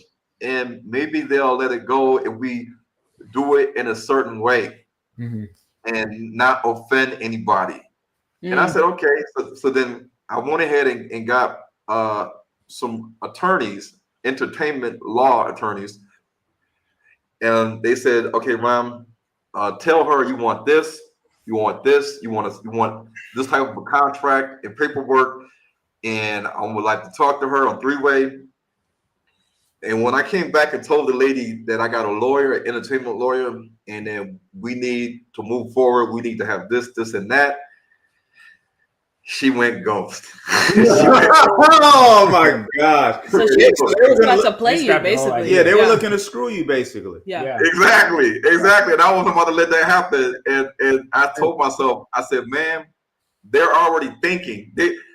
This lady worked for the Wolper organization, and she already said that she had the script for, I think, 5 episodes, and she needed like 10. And she said, that's where I came in at. And I said, you want me to help you write 5 more episodes, and y'all not pay me? I don't sign any contract. I don't talk to the big wigs. We don't do an interview. And I said, this ain't gonna fly. And it goes to show you that they already are paying attention to how we are finding our identity through DNA to Africa. And then not only that, we're connecting ourselves with the African people, the Bantu people, to the Israelites. They're already thinking like this was like 2019, 2018 to 2019. This was before I even went to Ghana. This was before I even went to Ghana. So they're already ahead of the game. And here we are, 2025. They haven't done anything yet. I don't know why, but if we had the money, and we had like a filmmaker or producer like Tyler Perry or Ice Cube or somebody that can do films but behind this, and we had the money, I'm telling you, we can make a blockbuster film. Ron, there's a couple watching right now. There's a couple and some people connected watching right now. Yeah. We don't have to settle for Enslaved by Samuel Jackson. We don't have to settle for Wakanda Forever and Black Panther. We don't have to settle for that movie that Jay-Z did. Book of Clarence. We don't have to settle for these things that kind of tease us. We don't have to settle for these things. We can make our own movie. I mean, with the AI technology now, and we have money, man, we can blow it out the park, and we can call it a specific title that will catch all Black people and the Gentiles' eyes. And when they sit down in the theater in Africa or America, because remember, Black Panther and Wakanda Forever, when they aired it in South Africa, people were doing this. They loved it. They loved it because it's kind of like Black Power, you know. And who's not gonna like that? But when you come out with a movie that is a Hollywood budget level movie, and it has distribution worldwide in America and Africa, in all the theaters in Africa, even when you stream it, it's going to make a lot of money. And at the same token, it can start to wake up the light bulbs inside our brain, because Hebrews to Negroes already is so much information in there that it's going to just blow your head off. So a lot of people can't ingest and take in all the information that I have in my movies. It's too much. You have to have a whole note. With your movie, Reclaiming the Throne is another documentary. Like anything like that, you got to have like a note. And it's so funny because even in the Talmud, even in the Jewish people's own writings, the Talmud, the Sanhedrin 94a specifically, literally says he exiled them to where did Sennacherib exile the 10 tribes? Zarmutra said he exiled them to Africa. Like, so they know it's even in their own writings, even in their own Talmud, that they know that these tribes are scattered throughout, Africa, and who descends from them, us scattered throughout the world. Yeah. So Calls to action, is another, and then after this, we want to get to some of the just a couple of the comments. What kind of calls to action do you feel? Some of these people are watching even right now, and this will be passed around to different people after the fact. What kind of calls to action are you speak directly to the people watching? Who's in these? So here's the thing. In the dry bones prophecy, it says that the ruach, or the breath, is going to enter the dry bones, and they're going to wake up. But we know that it's not just the breath or the spirit of Yah that has to enter the people of the dry bones. It's the spirit of truth that has to trigger something in our brains, because they've been using miseducation and trick knowledge and deception in controlling the narrative to keep us from not knowing who we are. That's why we think we're Gentiles and Hamites and Canaanites and everything else. They think Egyptians. But once we understand who we are, our identity, and we understand this through something, video, book. Right now, people are visual thinkers. They see things, and what better way to wake up the people of America, the Caribbean, Africa, even into the Pacific Islands of your lost history. Not just blackbirding and the Pacific Island slave trades, but yet these Pacific Islanders are saying that they come from the Congo, they come from Tanzania, they come from Lake Tanganyika, and they got on boats and sailed to the east. They originally came from Africa. Even the little Negritos in the Philippines that are black, the Aita. I had a Filipino guy last week in South Africa. He said, where these little black people that are short and they look like black people in the Philippines, you know where they came from, right? And I said, where? He said, the Congo, Tanzania. I said, are you serious? He said, Ron, we know this. I'm from the Philippines, and they're in certain islands of the Philippines. He said, yes, they didn't just exist in the Philippines. They left Africa and got there. And I said, I believe this. So the call to action is we have to use imagery in movies to wake up, like what I do, to wake up the masses. People nowadays are not going to read a 700-page book. Yeah. You can't just give people in Africa a 700-page book and say read it. It shows you who you are. But if they believe as a Christian Bantu that they are the Gentiles, they are Bantu, they are Kenyan, they are Nigerian. That's all they believe and know. If you show them a movie that connects the dots to their original ancestry, then maybe the two sticks in Africa and beyond can start to come together as one. And when they come together as one, like J. Rue the Damager, they were talking to Lauryn Hill, and Method Man was in the back, and Irv Gotti was in the back. And J. Rue the Damager, Lauryn Hill said, what's the solution? We were kings and queens once, and we can't blame everything on the white man. What is the solution? And J. Rue the Damager said, the solution is knowledge of self. He said, because once you know who you are, then you do, and where you come from, he said, then you'll do all things in accordance to who you are. He said, the problem is we don't know who we are. We're people that don't know who we are. And he said, the knowledge of self is the most important thing. And from there, we can move forward. And Method Man was back there with a skull cap on. Irv Gotti was listening. Lauryn Hill was listening. And people probably picked up on what he said, but it's true. Our identity, our past, is what is going to help us walk and move in our biblical destiny. And our biblical destiny is what you read earlier in Ezekiel 36. It's getting back to the land of Canaan and using the land of Canaan. The Bible says we're going to till the land, prepare the soil. Then we're going to sow the seed into the land. And the uncultivated, desolate places in Africa, are going to blossom, and they're going to be villages and people living there. They're going to build fences, and he's going to remove the stony heart out of our chest and put in a new heart.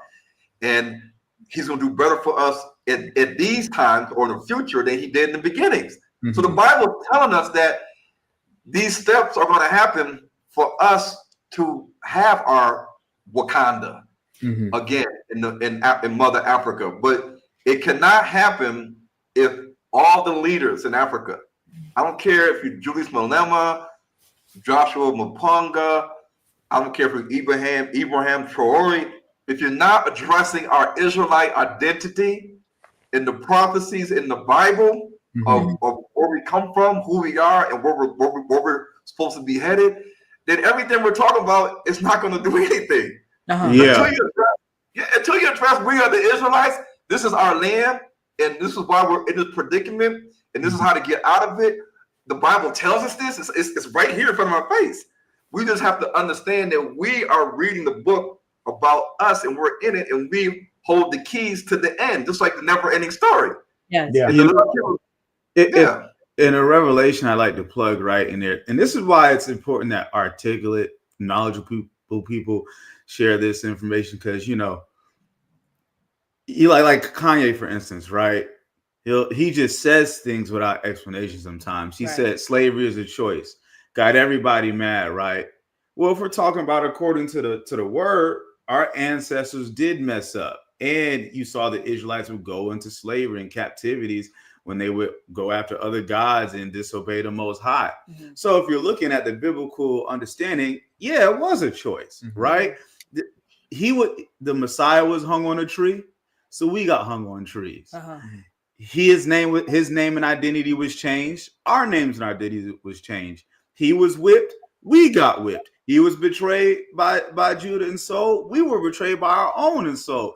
It's like the curse is right there on us. Everything that happened to the Messiah happened to us. And it's like people got to understand, in the spirit, of course, because the spirit does have to confirm. Right. But there are just so many signs of reading this book and about these people that you can see in our culture, today.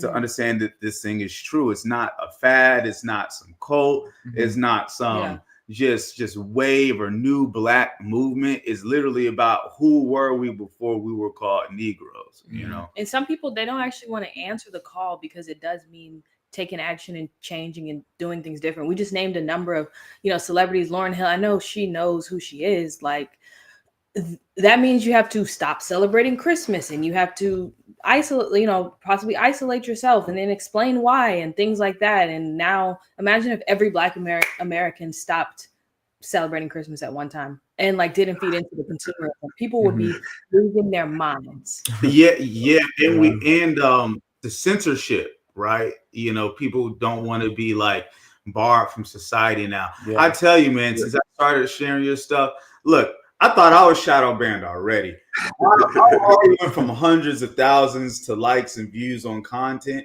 to maybe in the 50s and 40s, 2019 and now. But now I'm in the single digits. Now I'm in the single digits. And I'm sitting here wanting to chuck my phone across the room and delete my pages. Because what am I doing if nobody's gonna what are you doing? But I gotta keep telling myself, man, the Most High is gonna allow people who's meant to see it. See it. So that's Brandon, that's how you know they're watching you, because now they're shadow banning your content just because you have me on there. And then, like I tell people all the time, I said, listen, if you don't want to be caught or somebody to find out you emailed Hebrews to Negroes at yahoo.com. Oh, we caught you emailing Ron Dalton. We caught you DMing Ron Dalton. We caught you tagging Ron Dalton. We caught you trying to communicate with Ron Dalton. They communicate with Brandon. Contact him, and then he can contact me. If people are scared to contact me because then somebody's going to check your account. Oh, I see you contacted Ron Dalton. I see you liked his comment on Instagram. I see you DM'd him. I see you emailed Ron Dalton. I see you send a donation to Ron Dalton. You remember from the contract? No. Okay. Then let's use somebody else then. And they can be the in-between between them and me. Because at the end of the day, we cannot let them keep us so scared that we can't even say his name, Ron Dalton Jr. on live TV. Like we can't even. We're just trapped. I mean, that's trapped. That's being trapped. That you have all this information. You want to air it out. You want to tell others about it. But who's listening? Is there cameras in my house? Are they tapping my phone? Are they checking my IP address and who am I contacting? Do they have access to my emails and my social media accounts that they can tell who's contacting Ron Dalton and when and why and what are they doing? These are kind of things that I think that people that are celebrities are scared of. Yes, yeah. A simple example you gave, just you having me on your show one time, now you're seeing single digits. Yeah. Mm-hmm. Yeah. It's amazing. But let's get into some of these comments. You know what I'm saying? You got people in here that you wanted to say some stuff, right? So real quick, we're gonna kind of zoom these. We got a whole bunch of greetings and a whole bunch of support. Let's see. I got a good question. What's up? A good comment. Ndiba Mungai. I did watch a movie. Are the Hebrew Israelites heeding the warnings? When we'll see the real Exodus? And are we safe in Africa? I don't know if that's a question or a statement. Hey fam, I did watch a movie. Are the Hebrew Israelites heeding the warnings when we will see the real Exodus?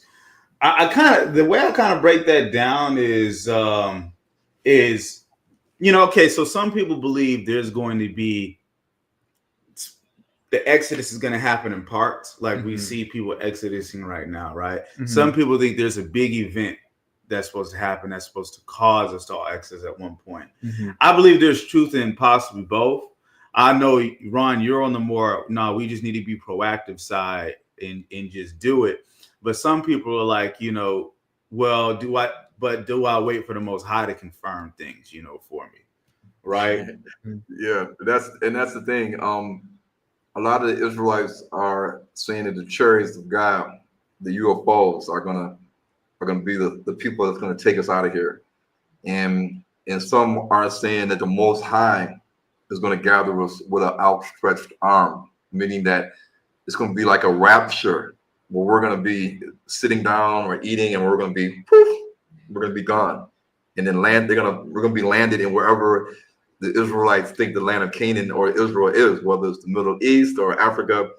We're going to be taken in the twinkling of an eye, and then we're going to be now in Israel or sub-Saharan Africa. They don't think that we have to do any action. That Moses, even though he had to listen to the Most High say to him, I will take you out from the burden of the Egyptians. I will bring you into your own land.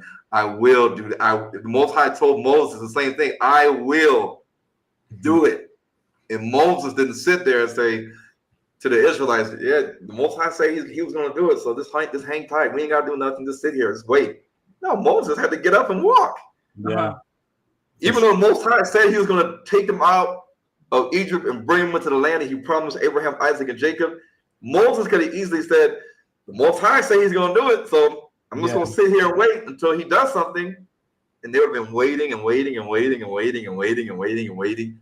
But in that instance, no angel came to save them. No ship from space came and saved them. There was no rapture event that they took them from one place to the other. They had to go through hardship in the wilderness. People had to die. They had to go through trials and tribulation. They had to be tried and tested. They had to scout the land. They had to have the scouts. They had to do all these things just to get to the promised land. Maybe the Israelites today think it's different this time, and the Most High is going to you're gone now. Like, here you go, you're gone. So we just have to see. But as long as we continue to wait here in America, and as things get worse, the dollar's in jeopardy, BRICS is around the corner waiting to make their move. Donald Trump is issuing tariffs on Canada, Mexico, China. He's making a lot of people mad, and they're going to do their same tariffs on us. That's only going to make things worse in America when these countries are issuing their tariffs on us. So is how much people want to endure suffering in America before deciding, should I take my money and the things that I have here and get out of here, or do I stay here until I have no money left and I'm now stuck and unemployed, and now New York's been hit with a nuclear bomb and other cities are under attack and the lights just went out and we got a cyber attack going on, just like Leave the World Behind, just like 0 Day. We're right now in seeing this thing's happening, unfolding. Maybe I should have listened. Maybe I should have paid attention. We don't know these things until these things happen, and we're either caught in America or we're in Africa. Yeah. I have one. I have a quick, in that vein. What are key steps that people can take who are interested in relocating to Africa? Well, I was. Go for it. Was that? Yes, it was texting me. Okay, gotcha. Well, the thing is, we can survive in Africa with little to no money, but we have to have leaders and forerunners set up communities. They have to acquire land. They have to either buy it or lease it. They have to start building. They have to start establishing farms and irrigation techniques to water the land and the crops. They have to start harnessing the power of the sun, so you're not reliant on the electricity bill. You have to start learning how to move people off the grid, living a self-sustainable life, so that we can actually eat. We can actually do the same thing the Bible says. The Bible doesn't tell us that we're going to go to Walmart and buy groceries and stuff like that. Because if that's the case, then why does the Bible say we're going to till the land of Israel and sow and harvest? Why does it say that? If Ezekiel 36 is saying that we're going to sow and till, or till and sow the mountains of Israel and the land, that means that we're not obviously going to go to the restaurant to get our produce. So we have to have the leaders start to go forth into Africa and to set up these communities where Israelites can come, whether they have retirement funds monthly, they got savings, they got a little bit of money, and they can get their plane ticket. They can come over and they can hopefully get a visa or a permanent residency or citizenship, and they can now say, okay, I'm here now. I don't have to worry. I'm here. I'm legal in the country, and I have food, I have water, I have shelter, and the internet. Yeah, you can get the internet too. So it's a stepwise process, and what we need leadership. We need leadership or a leader that's going to help initiate these things, because you can't just come to Africa, get off the plane, and expect somebody to build you a house or have a house ready and have food for you to eat. No, you're gonna in Africa, whether you're in Kenya or South Africa, if you want food, you gotta go to the store or the market. If you want data, you're gonna have to buy the data. You want airtime, you gotta buy the airtime. You want to have water coming out your sink, you gotta pay the water bill, or you're gonna have borehole water. Would you say with the African American communities that are established throughout Africa, would you say a problem with them is that they've just really kind of integrated into the systems already there and not really self-sustaining? Because we do have some of these communities, right? But they're not necessarily doing it under the guidance in the laws of Yah, and they're probably just attached to the system that they already got going. Yeah, of course. I mean, look at Detroit. I mean, if you go to the west side and the east side of Detroit, nobody has a borehole. Nobody has free water. When the water gets cut off, that's a problem. Yeah. When your electricity is out in Detroit, that's a problem. When your internet's not working, that's a problem in Detroit. When the Arabs don't have food at the grocery store, or you don't have the money to go to the Arab-owned grocery store to get groceries, or you don't have an EBT card, the EBT card is not working that day, that's a problem to Black people. And when Black people have these problems, they're going to start getting violent. They're not going to take that for an answer. And your next door neighbor could be stocking up, preparing. He may have a generator, and they know this guy's prepared over here let this guy leave his house to go to work, or let this guy leave 1 minute with his wife and kids, and we going in there, we taking everything he has. That's how our mentality is. It's fight or flight. It's survival of the fittest. And as long as I got a gun, I got a knife, and this lady over here, she's all by herself, no man, she got two small kids, she's an easy target. I'm gonna rob her, I'm gonna take her car, I'm gonna take her money, take her jewelry. This is what we do. So we need to stop thinking individualistic and realize that this mentality is going to destroy us when calamity hits in America. Because I think it's not a matter of when, it's not a matter of if, it's when it's going to happen. Because it's going to happen. Because prophecy states that the last ruling kingdom on earth is this kingdom we're in right now. And the United States in the West is running it. So it has to fall. Yeah, for sure. We got another comment here from Servant Leadership CD. So when the Assyrians invaded the northern kingdom of Israel, this means Assyrians were in Central Africa. I've got something to add to that, and I want you to comment. One thing I honestly believe is that really most of the locations on our maps are discombobulated through extensive research.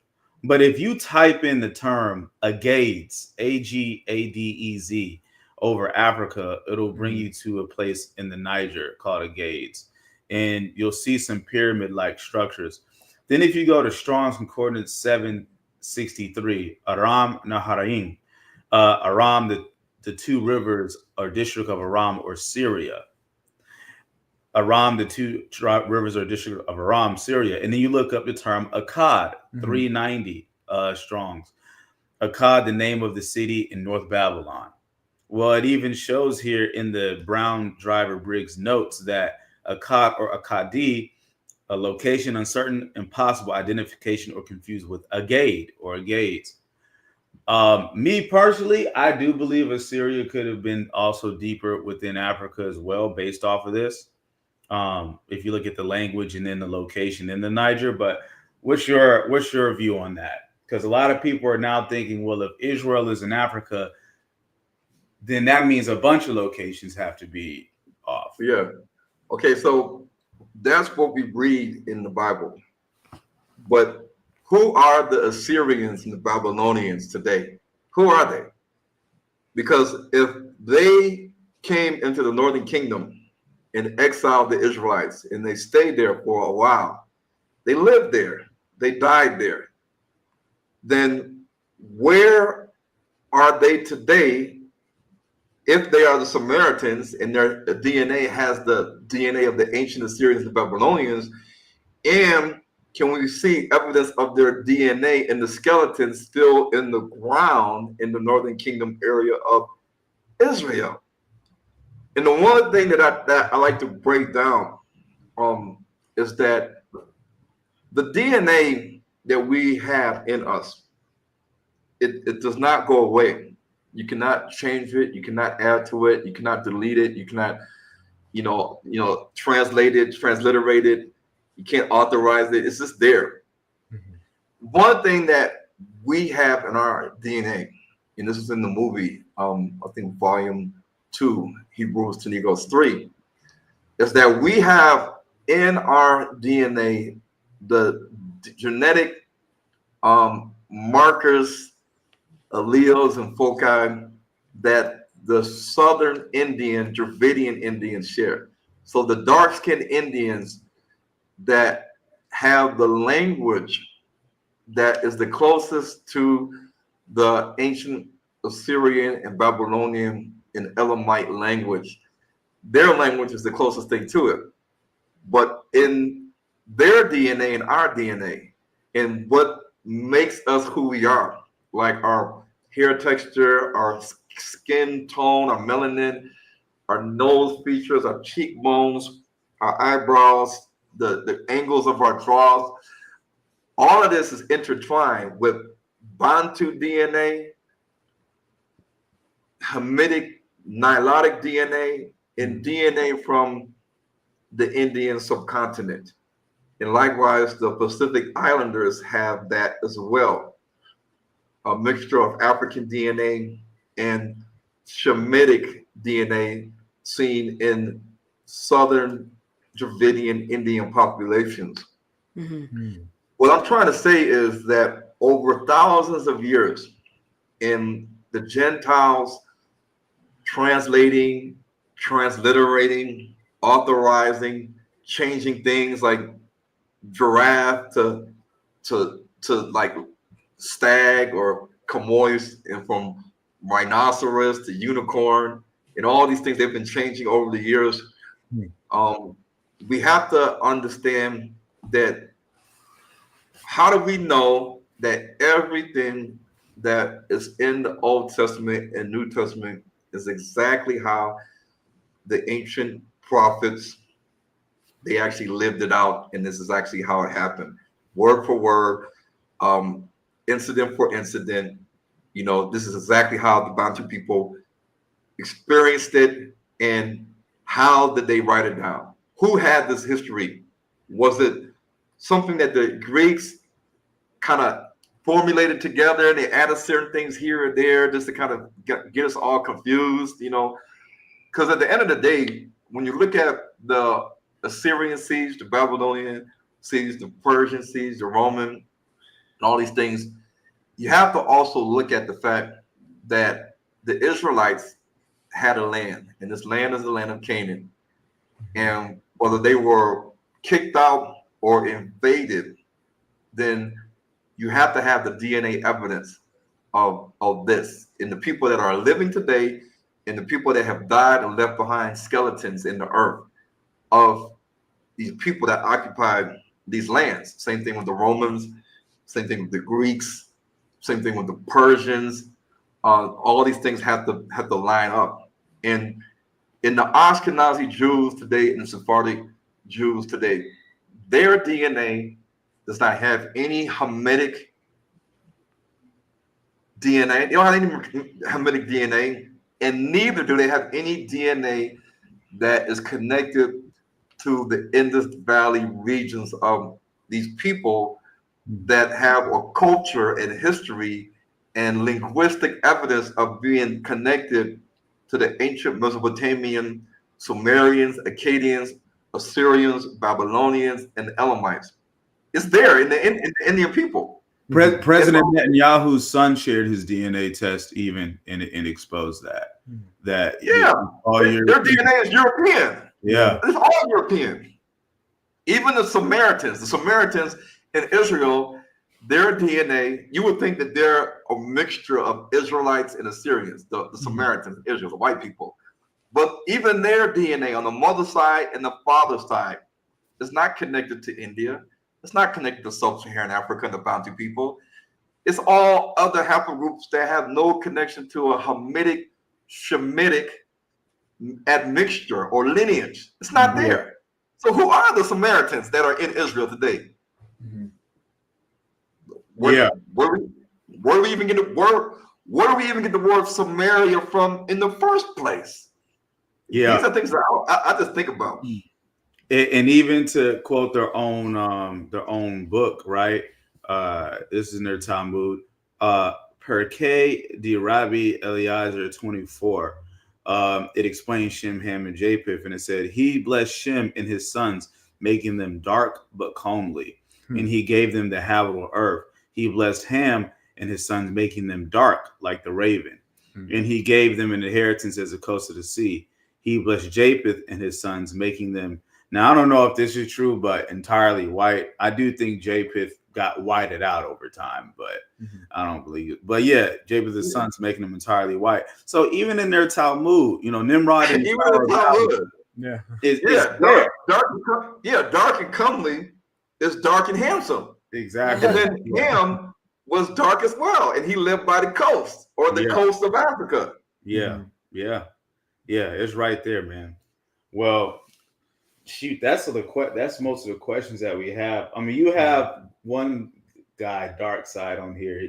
He's trying to challenge. I think he's trying to challenge you on the DNA part. He said, "Doesn't Einstein have Hamitic haplogroup?" I don't know about that. Einstein has E1B1B. The Bantu people have E1B1A. E1B1B is most likely So, Ron, I don't think I went into detail on this, but when I did my DNA test, 23andMe, they'll give you a haplogroup or something kind of complicated. It's not going to say E1B1A. They gave me EM2. Let me see, 23. Yeah, they gave me like EM2 something, of another, right? And what I did is I went to a website, and anybody can do this, but you go to isogg.org. Yeah, International Society of Genetic Genealogy. Yep, isogg.org. And it'll actually link the haplogroup that you get from 23andMe to the actual tree. And it linked, mine EM42542 E1B1A, which my particular line runs through Benin, Cote, Nigeria, Sierra Leone, Gabon, Kenya, Ethiopia, Cameroon. And what you find is you see E1B1B as well. But E1B1B, you see it go throughout Africa, but you also see many of the European continents. Yes. Would be Esau's, most likely Esau's haplogroup as well. And then the younger clades of E1B1B are like B12, B13, B22. Yeah. But the oldest E1B1B clades are seen in Africa in Black people. Yeah, yeah. So Esau was not a white man. Right. He started out as a Black man, whether he was lighter, whatever, but him and Jacob had the same lineage. This is that Esau and Jacob, they went their separate ways, and when they went their separate ways, they started intermingling with new races of people. Esau had a chance to mix with the Greeks and the Romans and other lighter nations because he went farther away from Jacob into the Mediterranean coastal areas where the Levant in the Middle East is. I mean, he's the reason why the king Khazariah had a chance to see what Judaism is, because Esau had learned it. He converted to Judaism. And he was able to bring Judaism to the kingdom of the Khazarians through the Black Sea, or Ukraine is at, by way of the Turkish Straits. And he's okay, Judaism, okay, Christianity, okay, let me choose. And this is where we have now Phariseeism or Talmudism is the religion of the Khazars and the Turks, children of Japheth. Yeah, I would say to people watching, if you want to see what Esau most likely looked like, look up tribes like the Edomo tribe, or you have the Issa tribe, ISSA. These are reddish, brown African people with natural red hair. We actually in Kansas City, we actually have a lot of Black people with red hair. I thought it was normal because that's where I grew up, so I don't see as much in the South.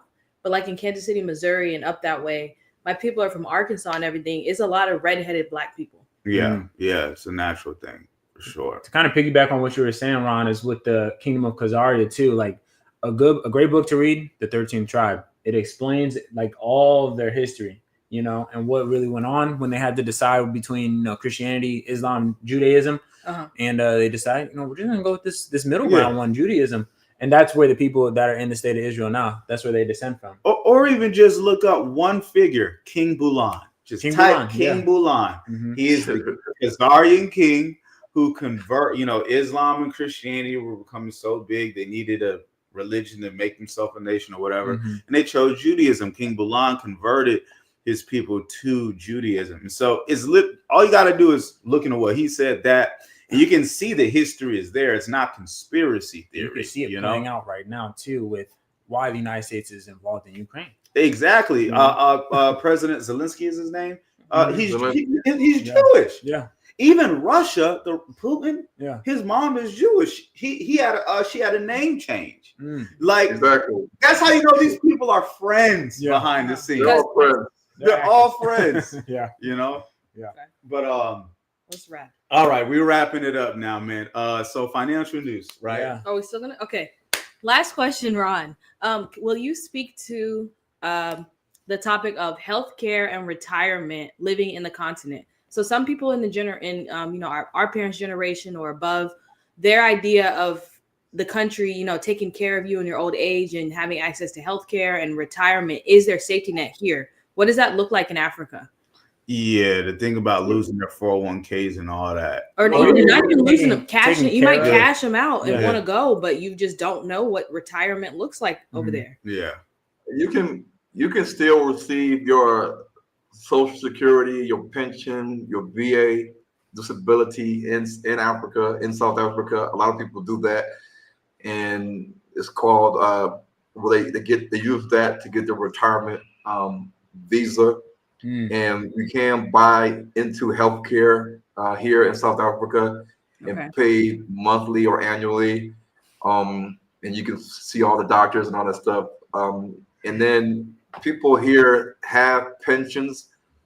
People that work here and they work for like years and they got a pension, or you can invest in like old mutual and other retirement funds that you can pay into, and then at some point you'll get your money like every month, but you got to pay into it either monthly or a lump sum, and then the retirement fund will kick in your money every month.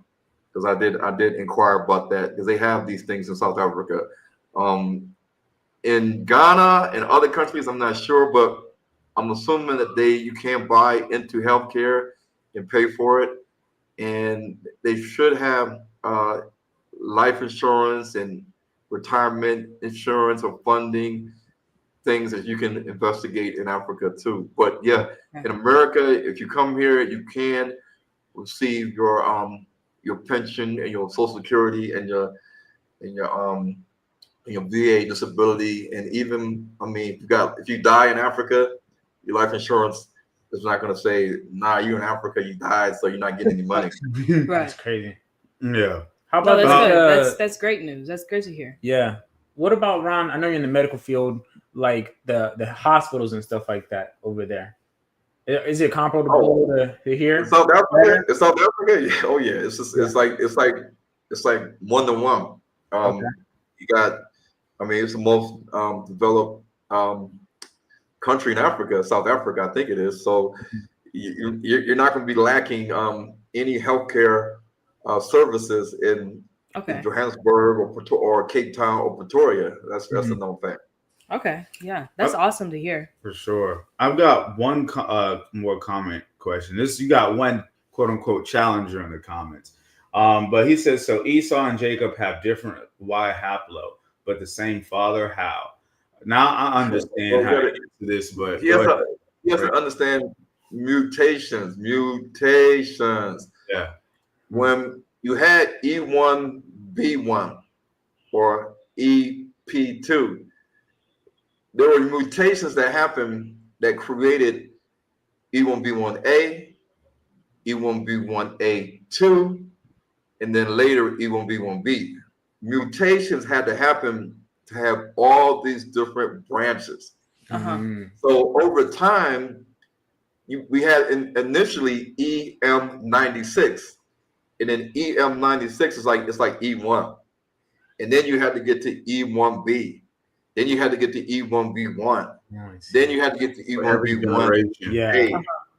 So it depends on the mixing, the migration, and the mutations on the genetic level that causes the scientists to say, okay, we're not going to call this like maternal DNA UH. We're going to call it K. We're going to give it a whole new letter now. We're not going to say U1, U2, U3, U4, U5, U6, U7, U8, U9, U10, U11, U12. No, they're going to say, okay, at some point, let's just create a whole new branch and call it K. K1, K2, K1A, K1B. And so in the case of the E haplogroup, if you look at EM2, there were two major mutations that happened: the V38 mutation and the V100 mutation. And these mutations kind of separated the E1B1 to E1B1A and E1B1A2, which was seen in Ethiopia. And then you had more mutations that created the E1B1B branch. So it's all about mutations and who mixed with who and where did they move to and live at in isolation from the other group, as to why we have different mutations and markers that can identify me as a Khan and say another brother as Bateke or Bakongo or Kikuyu, and another brother as Mende or Temne or Creole or Kru or Mandinka.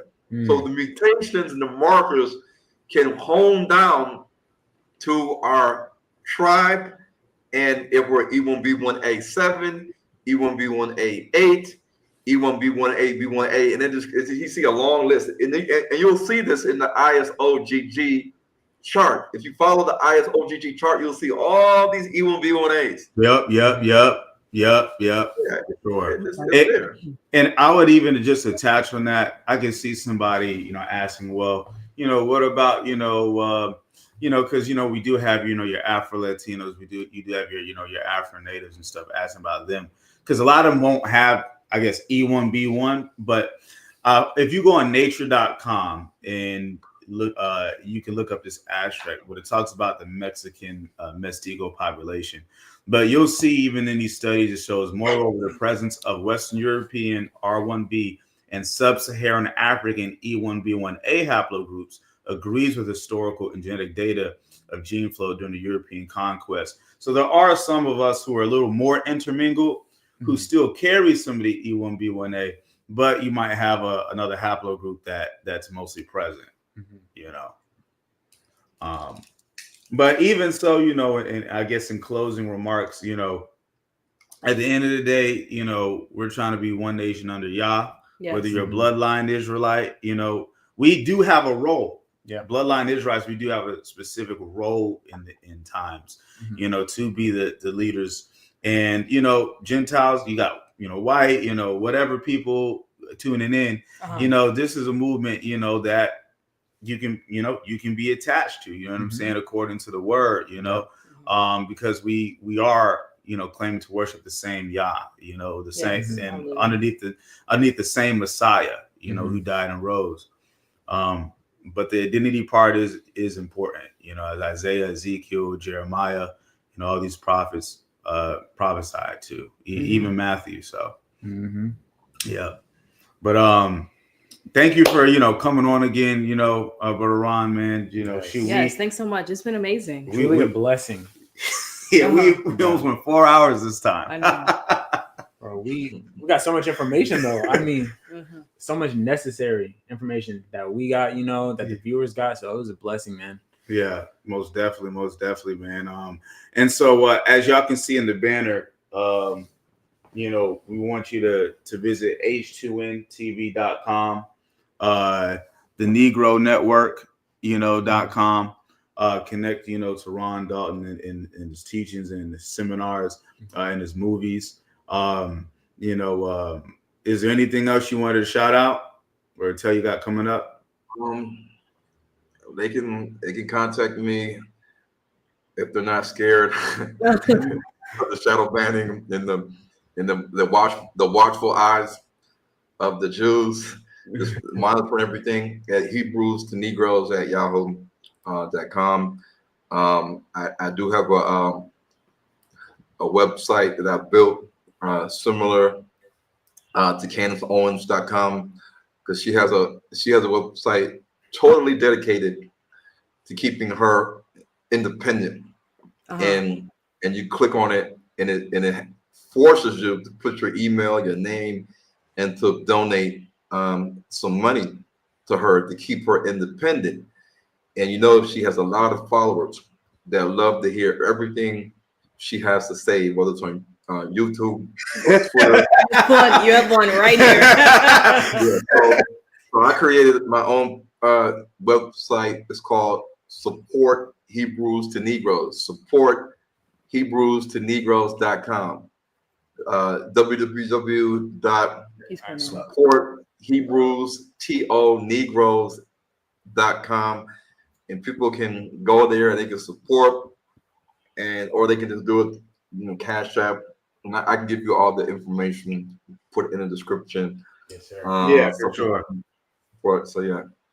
Okay, cool. Well, shoot, we appreciate you coming on again, and shameless plug from my side, Incoming Kingdom, getgainsandgone.com. I do Hebrew apparel. We really appreciate this, man. And again, there's people we know we're attached to here in America who are big voices in the community, but we're trying to connect everybody. You know what I mean? We gotta stop, just I got my church over here, you got your church over here. We gotta actually start connecting and building. And just stop being afraid. That's the main thing. That's my main message. Stop being scared, man. Look, if you really believe what you believe, you shouldn't be afraid to die either. If it comes to that, all right. And the movement is worth it. So Shalom. We appreciate you, man. And looking forward to chopping it up more in the future for sure. All right, no problem.